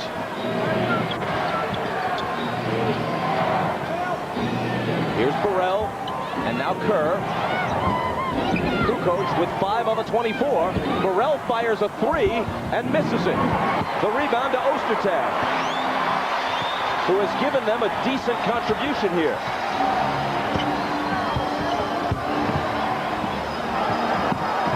Malone again. Off again. Morris gives them a fresh 24. See, Malone is out of sync. He just cannot get any kind of rhythm. That shot normally is money in the bank for him. A 53% shooter for the year. Anderson inside muscles it up and in, but they take it away. 3-second violation on Shandon Anderson. Now they've tried to post him twice. They doubled him once. He turned it over, this time at 3 seconds. Now Michael Jordan's getting ready to check in, and he got a little over a 3-minute rest. Karl Malone, his actual rest in terms of real-world minutes, 10.5. 2:23 of game time. A 53% shooter for the season. 4 of 16 tonight in game 1. They may get by without their usual contribution from Karl Malone. Here's Burrell on the run, and he banks it in. Can you get a sense that Delta Center right now is just really uneasy? Although they're leading the basketball game, they've seen this before from Chicago. Malone, 4 of 17. See, I think he lost his rhythm at the start of this game. When you're a post-up player, you need touches early to get your rhythm. Burrell, he's not shy, but he misses it long. Isley from Stockton. And a whistle as they try to lob it to Malone. 3-second violation once again. Malone is trying to post up in there, and they're very slow getting the ball to the corner. As they're normally on transition, they swing this ball to the corner. Malone seals his man. They throw right over the top, but they can't get the ball to the corner until it's too late. Rodman does a good job locking him up, but that time he's been in the lane too long. And now Michael Jordan's back in the game, fully rested. Shandon Anderson is on him. Morris over for help. Michael spins, throws up a wild reverse, no good, and Malone clears the boards. Here's Stockton. Isley open for 3. Just short. Flat-footed rebound to Rodman in the lane. That could have been a huge basket for the Jazz. Now Kerr's out on the floor, so if you double team, he's a three-point shooter. Stockton's got to be more aware of him. Michael is fouled before the shot. Anderson got him.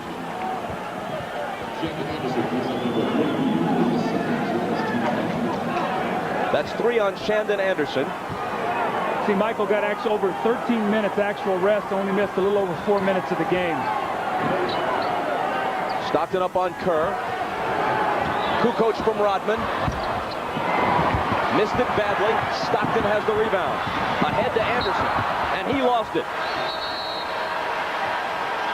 6 minutes and 59 seconds to play in the fourth, and it's still a 4-point game. This is not the way Karl Malone wanted to start game 1 of the NBA Finals. He's had a miserable shooting night. Squares up Luke Longley, misses the jump shot. Post up Dennis Rodman, fade away, missed a jump shot. And again, stepping out and missing about the 17-foot jump shot. And you're going to see the Bulls have done an excellent job. All of his jump shots on the perimeter, only 1 of 9 in the second half. He averaged 30 points a game in the conference finals against the Lakers, averaged 27 a game for the season. If Utah wins this game, he can probably shake it off. It wouldn't have cost his team anything, and he can attribute it to rust or just a bad night. But if they lose this game, and he thinks back to what happened in some of the crucial moments last year in the finals, it might get to him. Longley's shot was halfway down, but wouldn't fall, and Malone takes the rebound. Interesting, Isley still on the floor with Stockton. Russell for 3, way short. Chases down his own rebound, and can't hit. Now this is danger time for Utah, because at the end of the game, in the closing moment, Chicago has 3 players that can get their own shot off the dribble, and Utah only has 1 in Malone. Kukoc swings it to Longley. Outside Kerr, splits the defense, but trying to get rid of it to Kukoc, has it picked off by Russell. Ahead to Stockton, now Malone.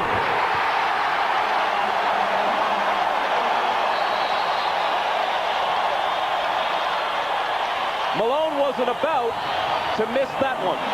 22nd timeout, Chicago. Jerry Sloan has been pleading with his team all night long to play good team defense. A terrific sequence here. They chased Steve Kerr off his shot, forced him to put it on the floor, and we're able to come it up. You see Brian Russell plays the passing lane, and then he throws the ball ahead to Stockton, and who does it better than Stockton and Malone? And Karl Malone desperately needed this basket. You're going to see the defense, Brian Russell in the passing lane, again throwing ahead, and Stockton with the bounce pass. Karl Malone with the emphatic finish to put his team up 6. And a reminder, following the game, most of you should stay tuned for your late local news, followed by The Tonight Show. And for those of you who would like to continue with the NBA Finals, we'll have a post-game special on CNBC. Immediately following the game, our entire cast will recount the game with highlights and post-game interviews. Bob, you can see the last few possessions, the guy who's had the open shot has been Luke Longley. Ostertag is the guy helping off. Pippen to Michael. Russell is on him. Michael back to work. Blocked away by Ostertag, but he was fouled.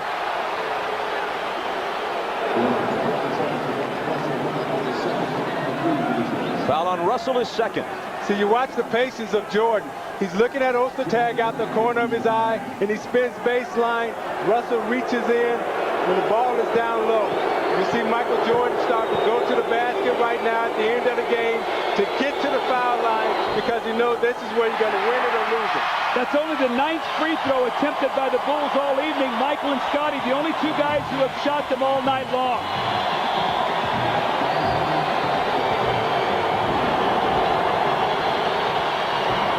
Michael makes 1 of 2, just 6 points so far in the second half, after a 20-point outburst in the first 24 minutes. And during that free throw, Pippen talked to Steve Kerr, and I read his lips, and he told him that, Steve, if you're open, knock it down.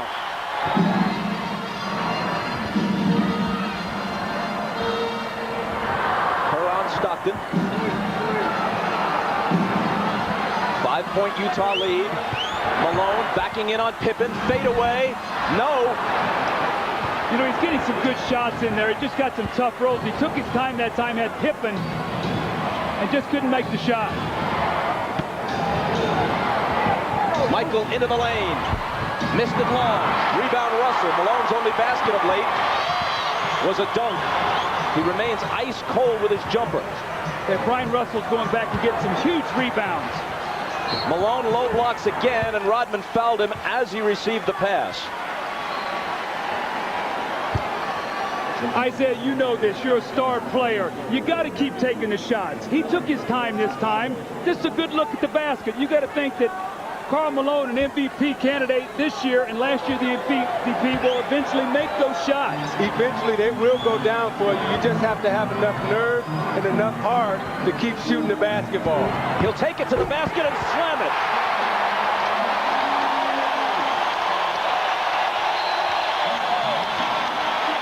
Utah by 7.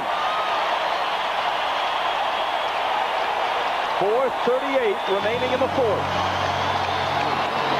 Bob, you said at the start of the game, you said, Doug, the simple play, screen and roll. Who does it better? Stockton and Malone. The last two baskets that Karl Malone has gotten have been slam dunks from John Stockton. He reads it, no weak side rotation. And Malone does what he's supposed to do, finish it. And you're watching the NBA on NBC. Read the defense. Here's Michael Jordan. He's worried he's got a three-point shooter right here. So they step up and they run screen roll. Malone steps back, and Michael's slow in his rotation. He's worried about Russell. Nobody on the weak side steps up, and Malone with the powerful finish. The eyes of the point guard, Isaiah. I know you love that. I do love that because he's getting this big fella involved. He understands that Karl Malone is struggling, and he's gave him 2 dunks. Down by 7, here come the Bulls.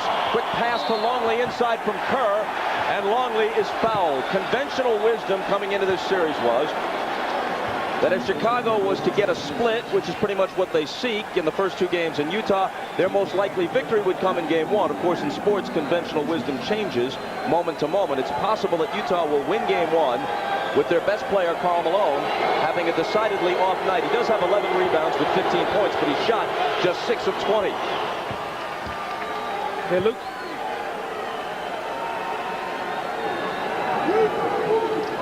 As you noted earlier, Doug, prior to this trip to the line by Longley, only Pippen and Jordan had shot free throws in this entire game for Chicago. Kukoc out, Rodman back in. And Longley is a 90% free throw shooter, so it's vital that your big guy, if you're going to take a hard foul underneath the basket, can step up and make free throws.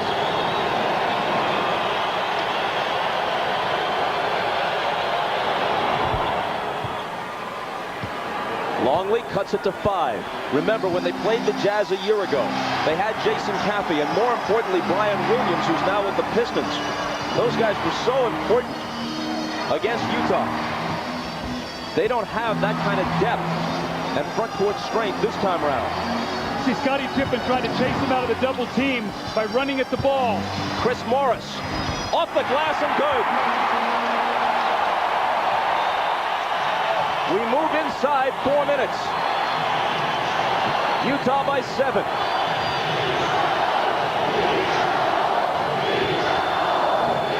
Michael, good look, and he puts it down.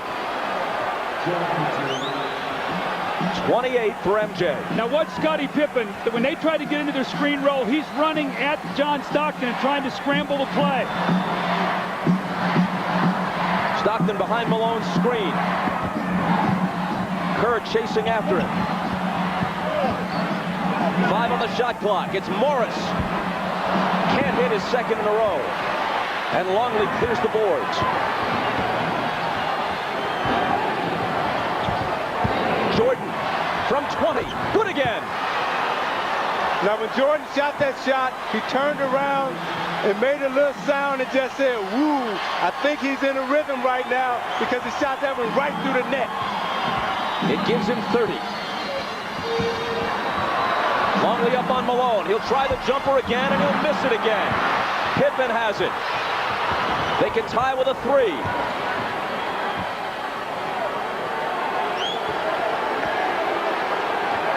Jordan just screamed at Pippen he wants the basketball. Scotty to tie. Brand new game.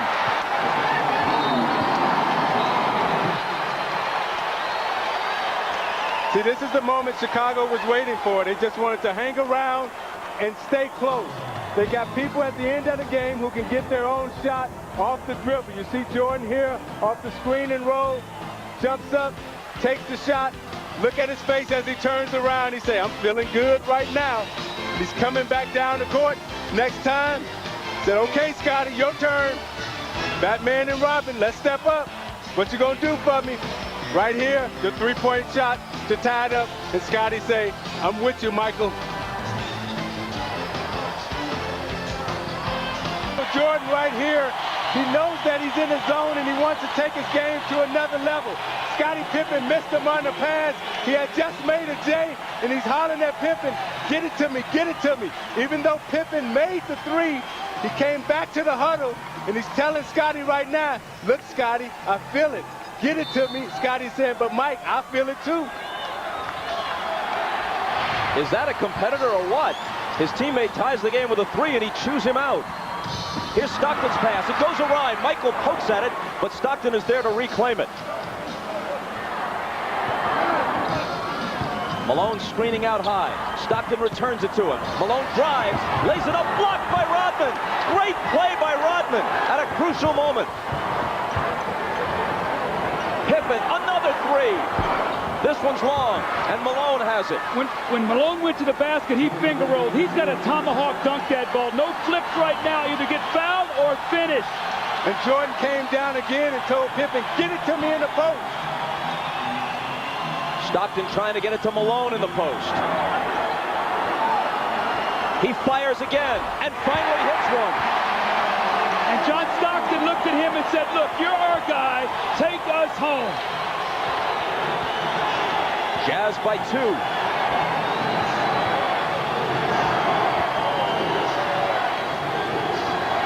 Rodman out to Pippen and Michael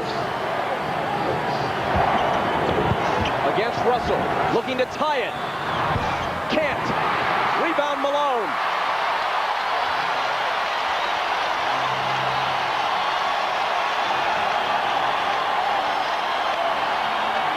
They come to their feet, every last soul at the Delta Center.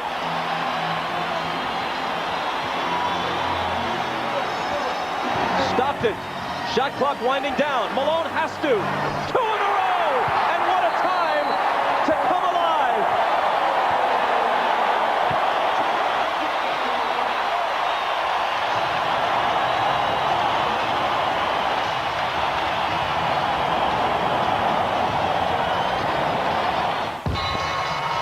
Karl Malone catches the ball at the top of the circle, and it's a tie game.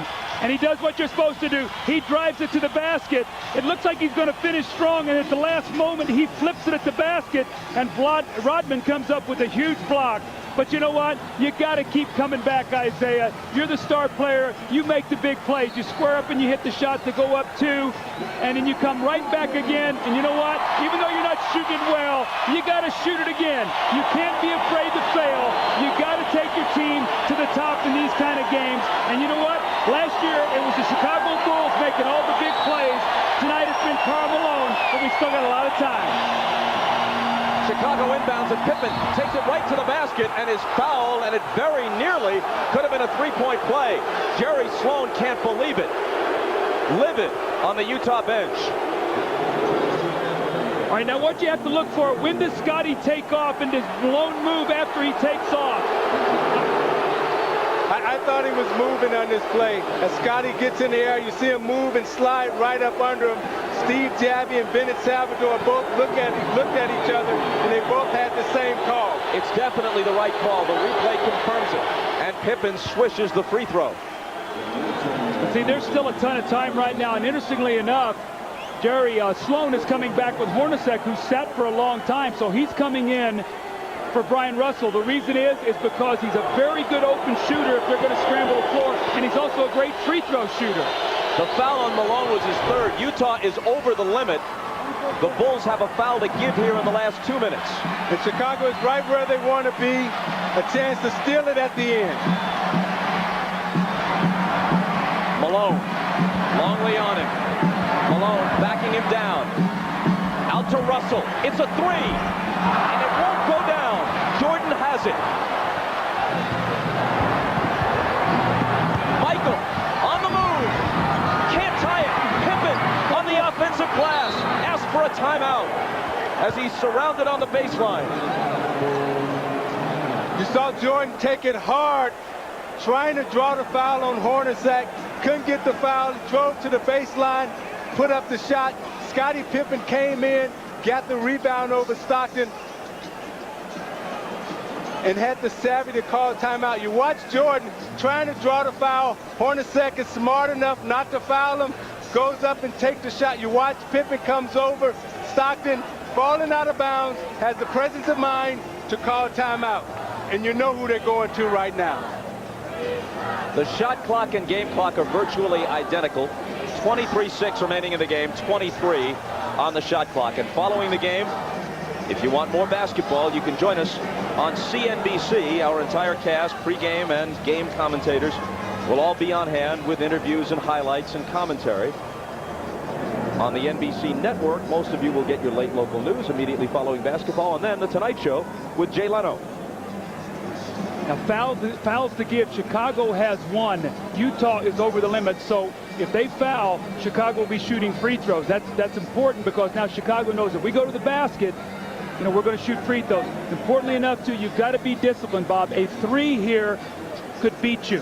So if someone goes to the basket, you've got to be very wary where you give help. You cannot leave a Steve Kerr, a Kukoc, or a Pippen. Chicago is just 2 of 14 on threes tonight. One by Jordan, one by Pippen. And this is where Chicago has a huge advantage because in the playoffs, every team has scouted you. They know your matchups. They know your assignments. They know the plays that you're going to run. So you must be able to get your own shot at the end of the game. And Chicago has the greatest player in Michael Jordan and the second best in Scottie Pippen in getting their own shot in this game right now. Bob, the question I have is if it goes into the post, do you take a chance on double teaming Michael Jordan, where if you do get the ball out of his hands, chances are you're going to give them a look at a three-point shot? I say you got to get it out of Michael Jordan's hands. He's beat you time and time again. Make someone else beat you and live with it. Michael wearing a smile as he heads toward the end line. He lives for moments like this.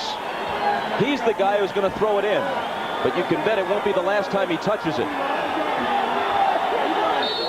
Longley, Kukoc, Pippen, Kerr out on the floor with him. It's Scottie back to Michael. Russell's on him. Around a Longley screen. Michael dishes to Longley. Up with the shot to tie the game. Timeout Utah with 14.3 seconds, even at 79. So you draw the double team and you kick it back to Longley. Picture perfect basketball, presence of mind. That's why Michael Jordan's a great player, because he will give it up when he draws the double team. And we're back after these messages and a word from your local station. Anybody got a problem with game one?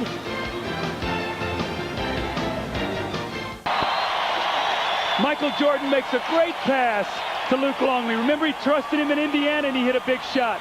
So Michael comes over, he gets the double coverage, he finds Luke Longley, who makes a tough shot.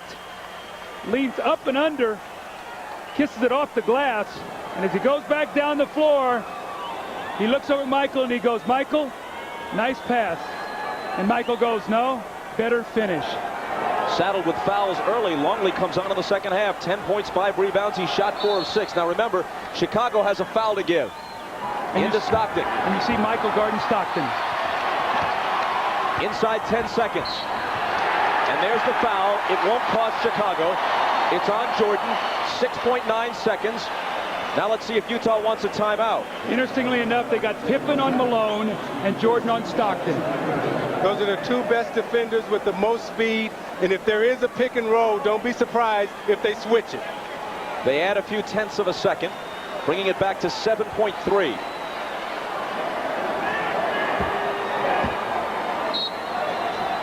Russell with Rodman hounding him. Has trouble getting it in. Delay a game, Chicago. They had one of those to give also. Bob, I'm watching guys trying to cut. We got guys holding on to each other. I mean, guys can't even move out there. Almost daring the referees to call something in a situation where usually they're very reticent to do that. With the game on the line, the officials don't like to decide it. At this point in time of the game, no matter who's grabbing you or holding you, you've got to get open to receive the ball and make a play. Utah takes Carr out. He was in for defense. They bring Isley in. Russell. He asked for a timeout rather than risk the call. It's a 20-second timeout taken by the Jazz. You see Chicago with great speed out on the court right now. Pippen, Kukoc, Rodman, Kerr, they're all the same size, can switch any crosses. Utah's going to have a hard time getting this basketball in. I would post Karl Malone right up underneath the basket and just throw it directly into him. Well, the one thing you tell your teams, when you're throwing that ball in from the sideline, you do not make a soft pass to the middle of the floor that can be picked off and go down and dunk the basketball. You've got to use composure. Someone's got to come to the ball. The worst thing that happens is you get the ball in and you don't get the shot that you want, but you go into overtime. But no soft floating passes to the middle of the floor. Each team has one timeout left now. Kukoc now has got to be very wary of Russell stepping in and receiving a pass back if he turns his back. Russell into Hornacek. Now it's Stockton. Out of the corner for the win. Bounces off, no good. And it's overtime in game one. Pippen is arguing that the ball went up over the backboard and there had to be at least a few tenths of a second on the clock when that happened. So if they had made that call, Chicago would have had an opportunity to inbound from half court and maybe pull off a miracle. Now you see a busted play right here. Now Stockton has to improvise. One of the greatest clutch shooters in the game. We watched him last year beat Houston. Just misses it short right there. Ball goes over the top, and he knows he just missed it. Look at him. He's leaning. Oh, I feel you, John. I feel you. We'll play at least 5 more minutes at the Delta Center to decide game one. Do an excellent job here of chasing the Jazz out of what they want to do, and Hornacek's going to wrap around and he's going to catch the ball. And I really believe if he were healthy here, he would take his time. He's got a size advantage over Steve Kerr. He really gave the ball up quickly and forced John Stockton to take a tough shot. It almost went in, but you almost get a sense in this building that there was sort of the air went out when Stockton's shot did not go in. Let's go over to Jim Gray, who's near the Utah bench. But Doug, you may be exactly right, because that's what Jerry Sloan just told his guys during that after regulation right there. He said, hey guys, pick your heads up. This game is not over. We've got 5 minutes to play. Let's get some energy back. This isn't the end of the world. The game is still tied. See if we can regroup, get some energy, give it all you got. These 5 minutes is very important. Bob? For whatever this may be worth, the road team has won the last 6 overtimes in the finals. Last time a home team won an overtime game in the final round was the Celtics in Game 2 at Boston Garden against the Lakers in 1984. That was the Gerald Henderson steal game. Now in overtime, this is where conditioning becomes a big factor. Utah had the layoff, but were they able to stay in shape? Were they able to condition their bodies to go the length and to go the distance? Utah led by 7 with about 3.5 minutes to play, but the Bulls came back and forced overtime. Pippen.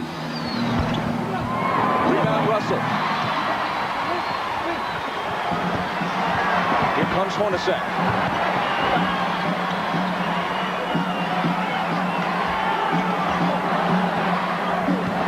Points at a premium in game 1 into overtime, and neither team has reached 80. 5 seconds to shoot. Hornacek. Gotta force it. And he misses it. Pippen back the other way. Accelerating as Russell tries to cut him off. Jordan wants the ball against Hornacek in the post. And now he's got it. Longley, big second half. It doesn't continue. Rodman got a piece of it, but Hornacek comes away with the loose ball. Say 2 points might win this overtime right now, the way these teams are shooting and defending.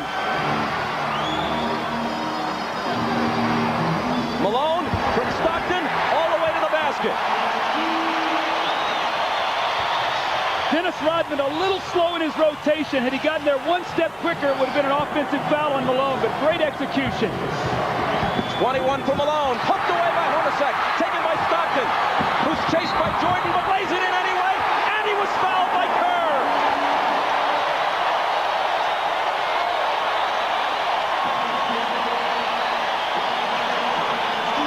The screen roll once again. You're going to see the give and go. Rodman doesn't get there soon enough.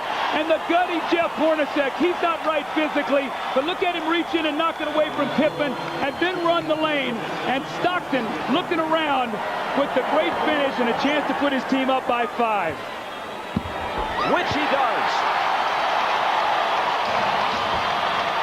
And Stockton now has 20.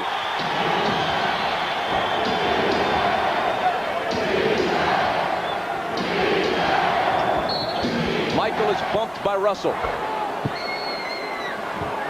See, Bob, with Michael Jordan running that high screen roll with Ostertag, Stockton can't help because Steve Kerr is standing out there with his feet together. And if Stockton comes over, Michael will fan that ball out and Kerr will have a wide open three-pointer. Foul on Russell was his third.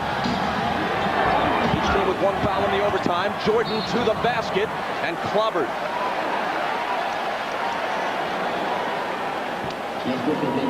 Ostertag's third, Michael to the line. Hornacek, you know he's only playing on one leg right now. He reaches in on Scottie Pippen and knocks the ball away. And the Jazz needed this desperately, a chance to get a little bit of a cushion. The concentration in the finish by Stockton.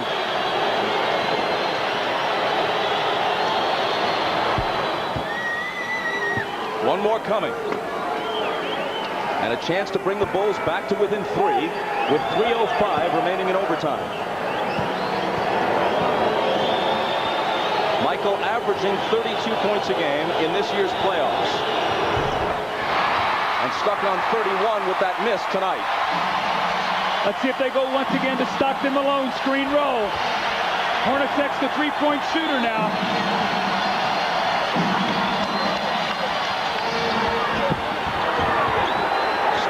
Very patient. Now fires the jumper. Longley to the floor along with Russell. And Longley asked for a timeout. When Longley fell to the floor, Dennis Rodman signaled to Steve Javie for a quick timeout. Made eye contact with Javie. Javie gave him the timeout. See, Isaiah, I don't like this call at this stage of the game. I think you have to have clear possession. A lot of times what happens is guys start wrestling around and really nobody has the advantage. Let's see if Longley really has the advantage down there. See, I think he has the ball, and Rodman signaled for the timeout. He held it for a quick second, and then Russell put his hand in. And that time, Rodman, if you can get us, he's signaling for the timeout. Rodman signaling for it right there, and you see Javie right there raise his hand up. It was Rodman who asked for it. Sloan doesn't agree that it should have been granted. You know, Rodman is such a contradiction. He does so many goofy things, and then he does uncommonly heady things like that. Sloan arguing that Longley did not have possession to a sufficient extent to allow for that call. But Rodman asked for the timeout, and they granted it.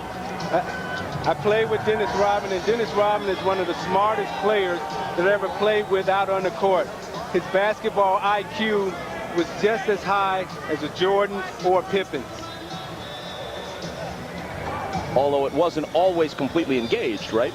That's the problem. You don't know when he's on or off the reservation. Not on the basketball court. Once he's on the floor, you're right.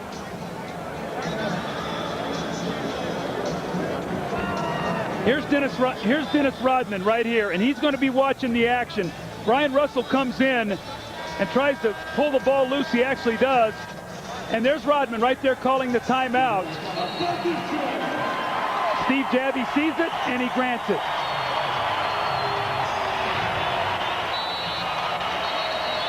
So now the Bulls have 2 timeouts remaining.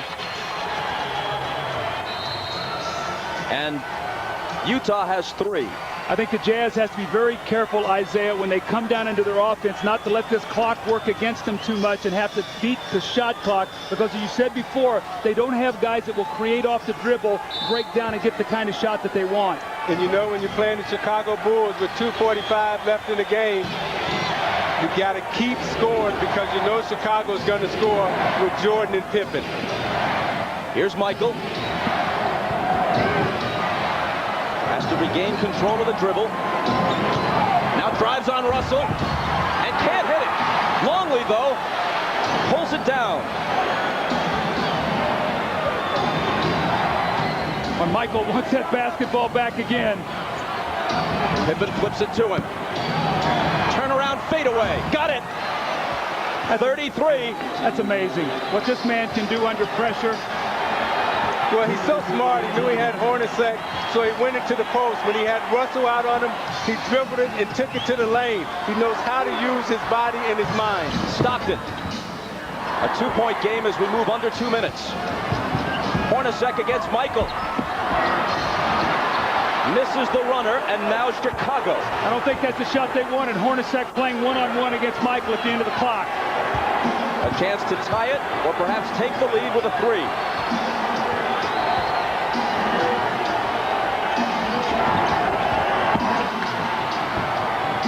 On the shot clock. It's going to be Michael. 2 seconds to shoot. He's not going to get it off. 24-second violation.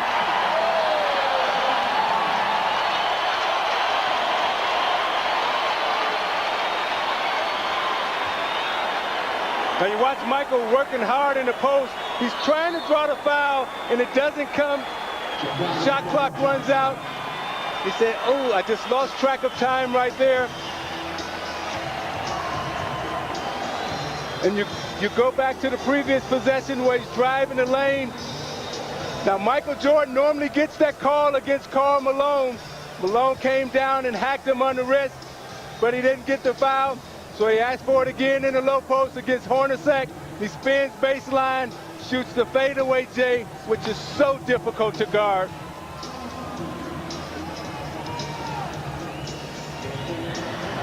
Tongue wagging to indicate that he's got it going on, but this last time, a rarity for him.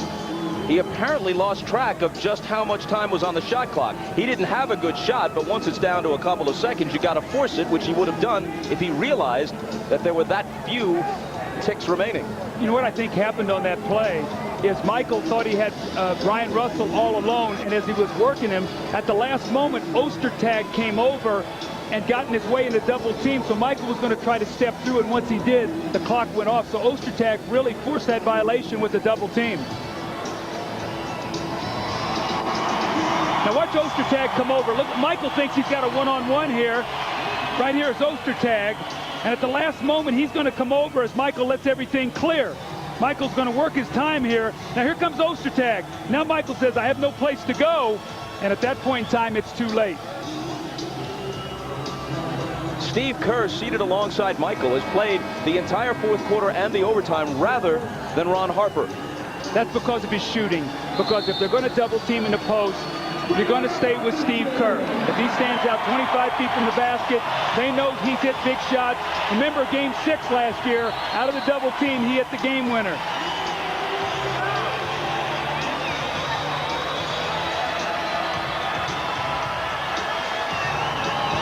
Michael Jordan, you can see operating in that lane, but also that mid-post area. He's been so deadly tonight.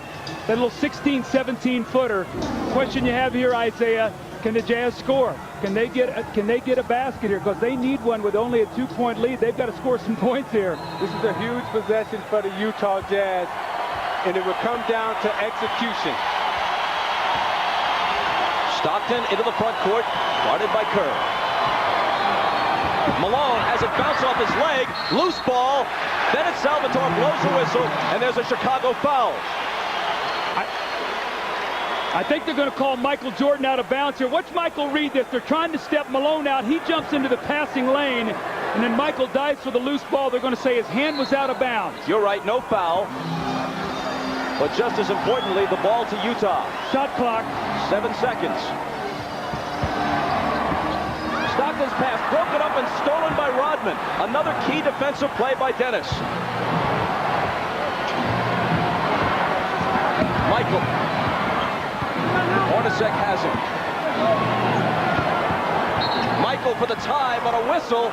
The basket will not count. Michael did not want that foul right there. He wanted the basket. He did not want the foul. But here's the steal. You watch Stockton come off the screen and roll, and Steve Kerr comes back and he gets a hand in the passing lane. Jordan coming down, wants the isolation in the post, the fade, didn't want the foul on the floor, but the referee gave it to him anyway.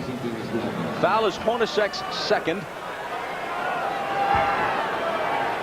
Kukoc comes in. He'll inbound it. So they have the extra shooter in Kukoc. Longley. Ostertag up on him. Puts it on the floor. Tries to go to the hoop. Lost it. And Russell dives to the floor to pick it up. And he gets the timeout. Bob, I'm shocked. They went to a one-on-one play for Longley against Ostertag. And look, if he's going to have to dribble the ball twice, he's going to be in trouble. They knocked it loose. Chicago has had so many opportunities to win this game. You see Longley will get the ball in the post, and he's looking for somebody to pass it to. No one will come, so he'll put it on the floor to try to go around Ostertag to try to create something. Morris gets a hand on the ball, and at this point in time in the playoffs, you dive on the floor, you get the ball, you get possession, and you call a timeout. It looks like Brian Russell gets a little bit of hand in here. Watch him as he goes by. Right there, he knocks the ball loose. Now, it's important because there's a 4.4 differential on the shot clock. We see Brian Russell call timeout, so he makes the play that the Bulls made earlier in this overtime period. I thought Karl Malone kicked that basketball, and that should have been a violation. Well, Bob, there's a 4.4 differential right now. So if you're Chicago, do you feel like that you have enough time that you can let them use the clock, get a shot up, rebound it, still have enough time to get a timeout and move the basketball? That's a major question for Phil Jackson. He's got to decide what he wants to do here. Chicago has a foul to give. If Utah should commit a foul of any sort, the Bulls will be shooting the rest of the way. Let's see if we can get a look at what you were talking about so you can see if Malone does kick this ball. You see in the scramble for the ball, watch as it's rolling out of bounds. You'll see Malone go for it, and watch he kicks that basketball. I think that's inadvertent, though. They wouldn't call that. You have to stick your foot out and make an effort to do that. They would not call that. That was an inadvertent kick. That's a good no call.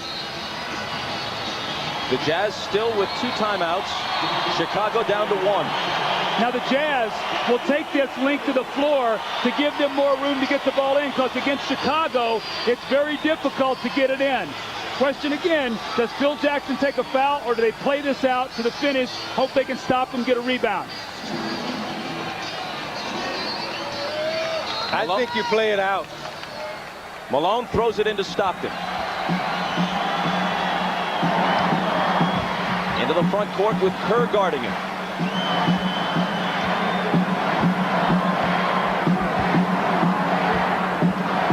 Chicago doesn't have to foul because of the overlap. It's Stockton on the run, and it's Utah by 4.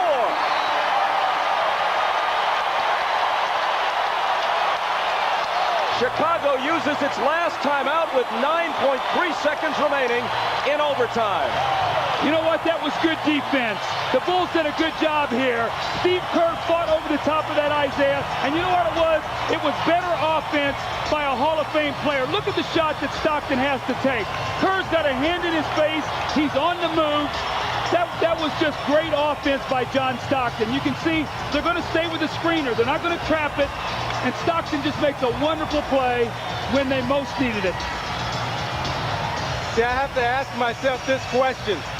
Why is Steve Kerr in the game right now guarding John Stockton when you have a better defender and Brown or Harper on the bench?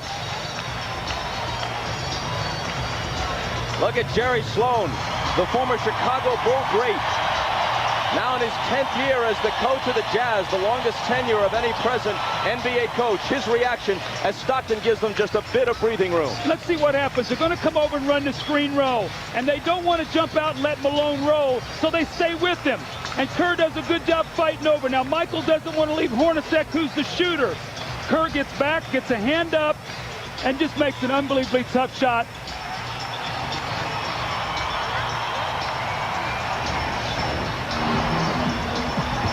That's what we talk about. Stockton and Malone, 13 seasons, Bob.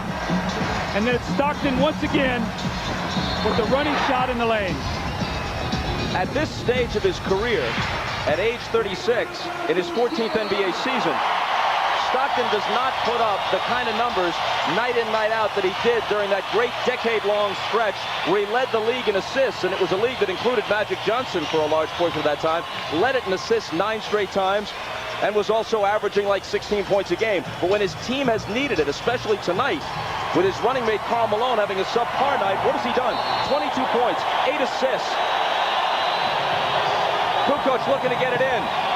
Jordan back to Kukoc. They need a 3. And Kukoc delivers it with 5.4 seconds, bringing them to within 1 and allowing them to foul.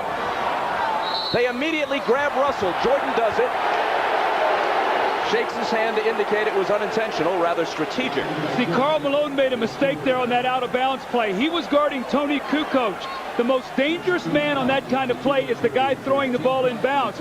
Karl Malone lost vision where he was at, and Kukoc just stepped right in. Now, they had a foul to give. It was, of course, intentional. I meant to say that the contact, the roughness of it, was unintentional. Now you got Burrell coming in now for Steve Kerr, who has more speed, so they can possibly try to get a quick foul or either go for the steal. I'm surprised Hornacek is not in the game right now because he's one of their best free throw shooters. 4.8. Malone into Stockton. And he dribbles a bit of time off the clock before they can catch him and foul him with 3 seconds left, and not the guy that you want to send to the line if you're Chicago. You keep putting the pressure on, though. You extend the game. When you make that 3, now what you do is you got to make Stockton make 2. If he makes 1, a 2 ties, or a 3 beats you. If he makes them both, a 3 can send the game into overtime. So still a lot of game left to be played here, Bob. They put half a second back on the clock. But remember, Chicago has used its last timeout. See, they can't move the basketball. That means they got to throw something long. That's why if they can get both of these, it's very difficult to catch and kick out for a 3.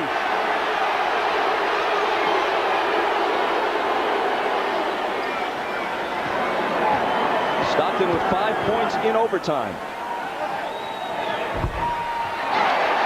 It rattles around and drops. Now what they'll do is they'll put Michael Jordan at the other end of the floor and they'll throw a home run play to him.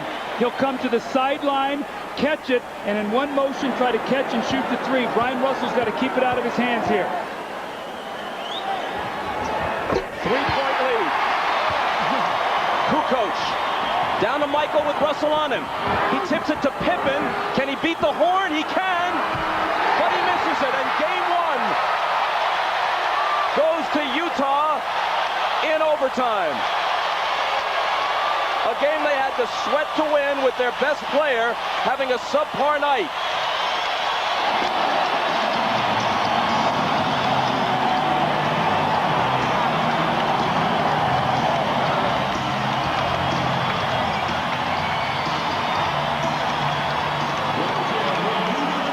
The home run play to Michael Jordan, and Brian Russell does a great job staying with him, and he actually knocks the ball loose. And those loose, broken plays are what sometimes beat you. You see Longley tip it back to Pippen, and they chased him off his shot, made him take a tough one, never got into any kind of rhythm. See, Doug, I think by Longley tipping that ball, it threw Pippen off his rhythm. Consequently, he didn't get a good look at it, and that's what he's really frustrated about, because when Longley tipped it the second time, he wasn't able to get in his rhythm. Jim Gray is with Karl Malone. All right, thank you very much.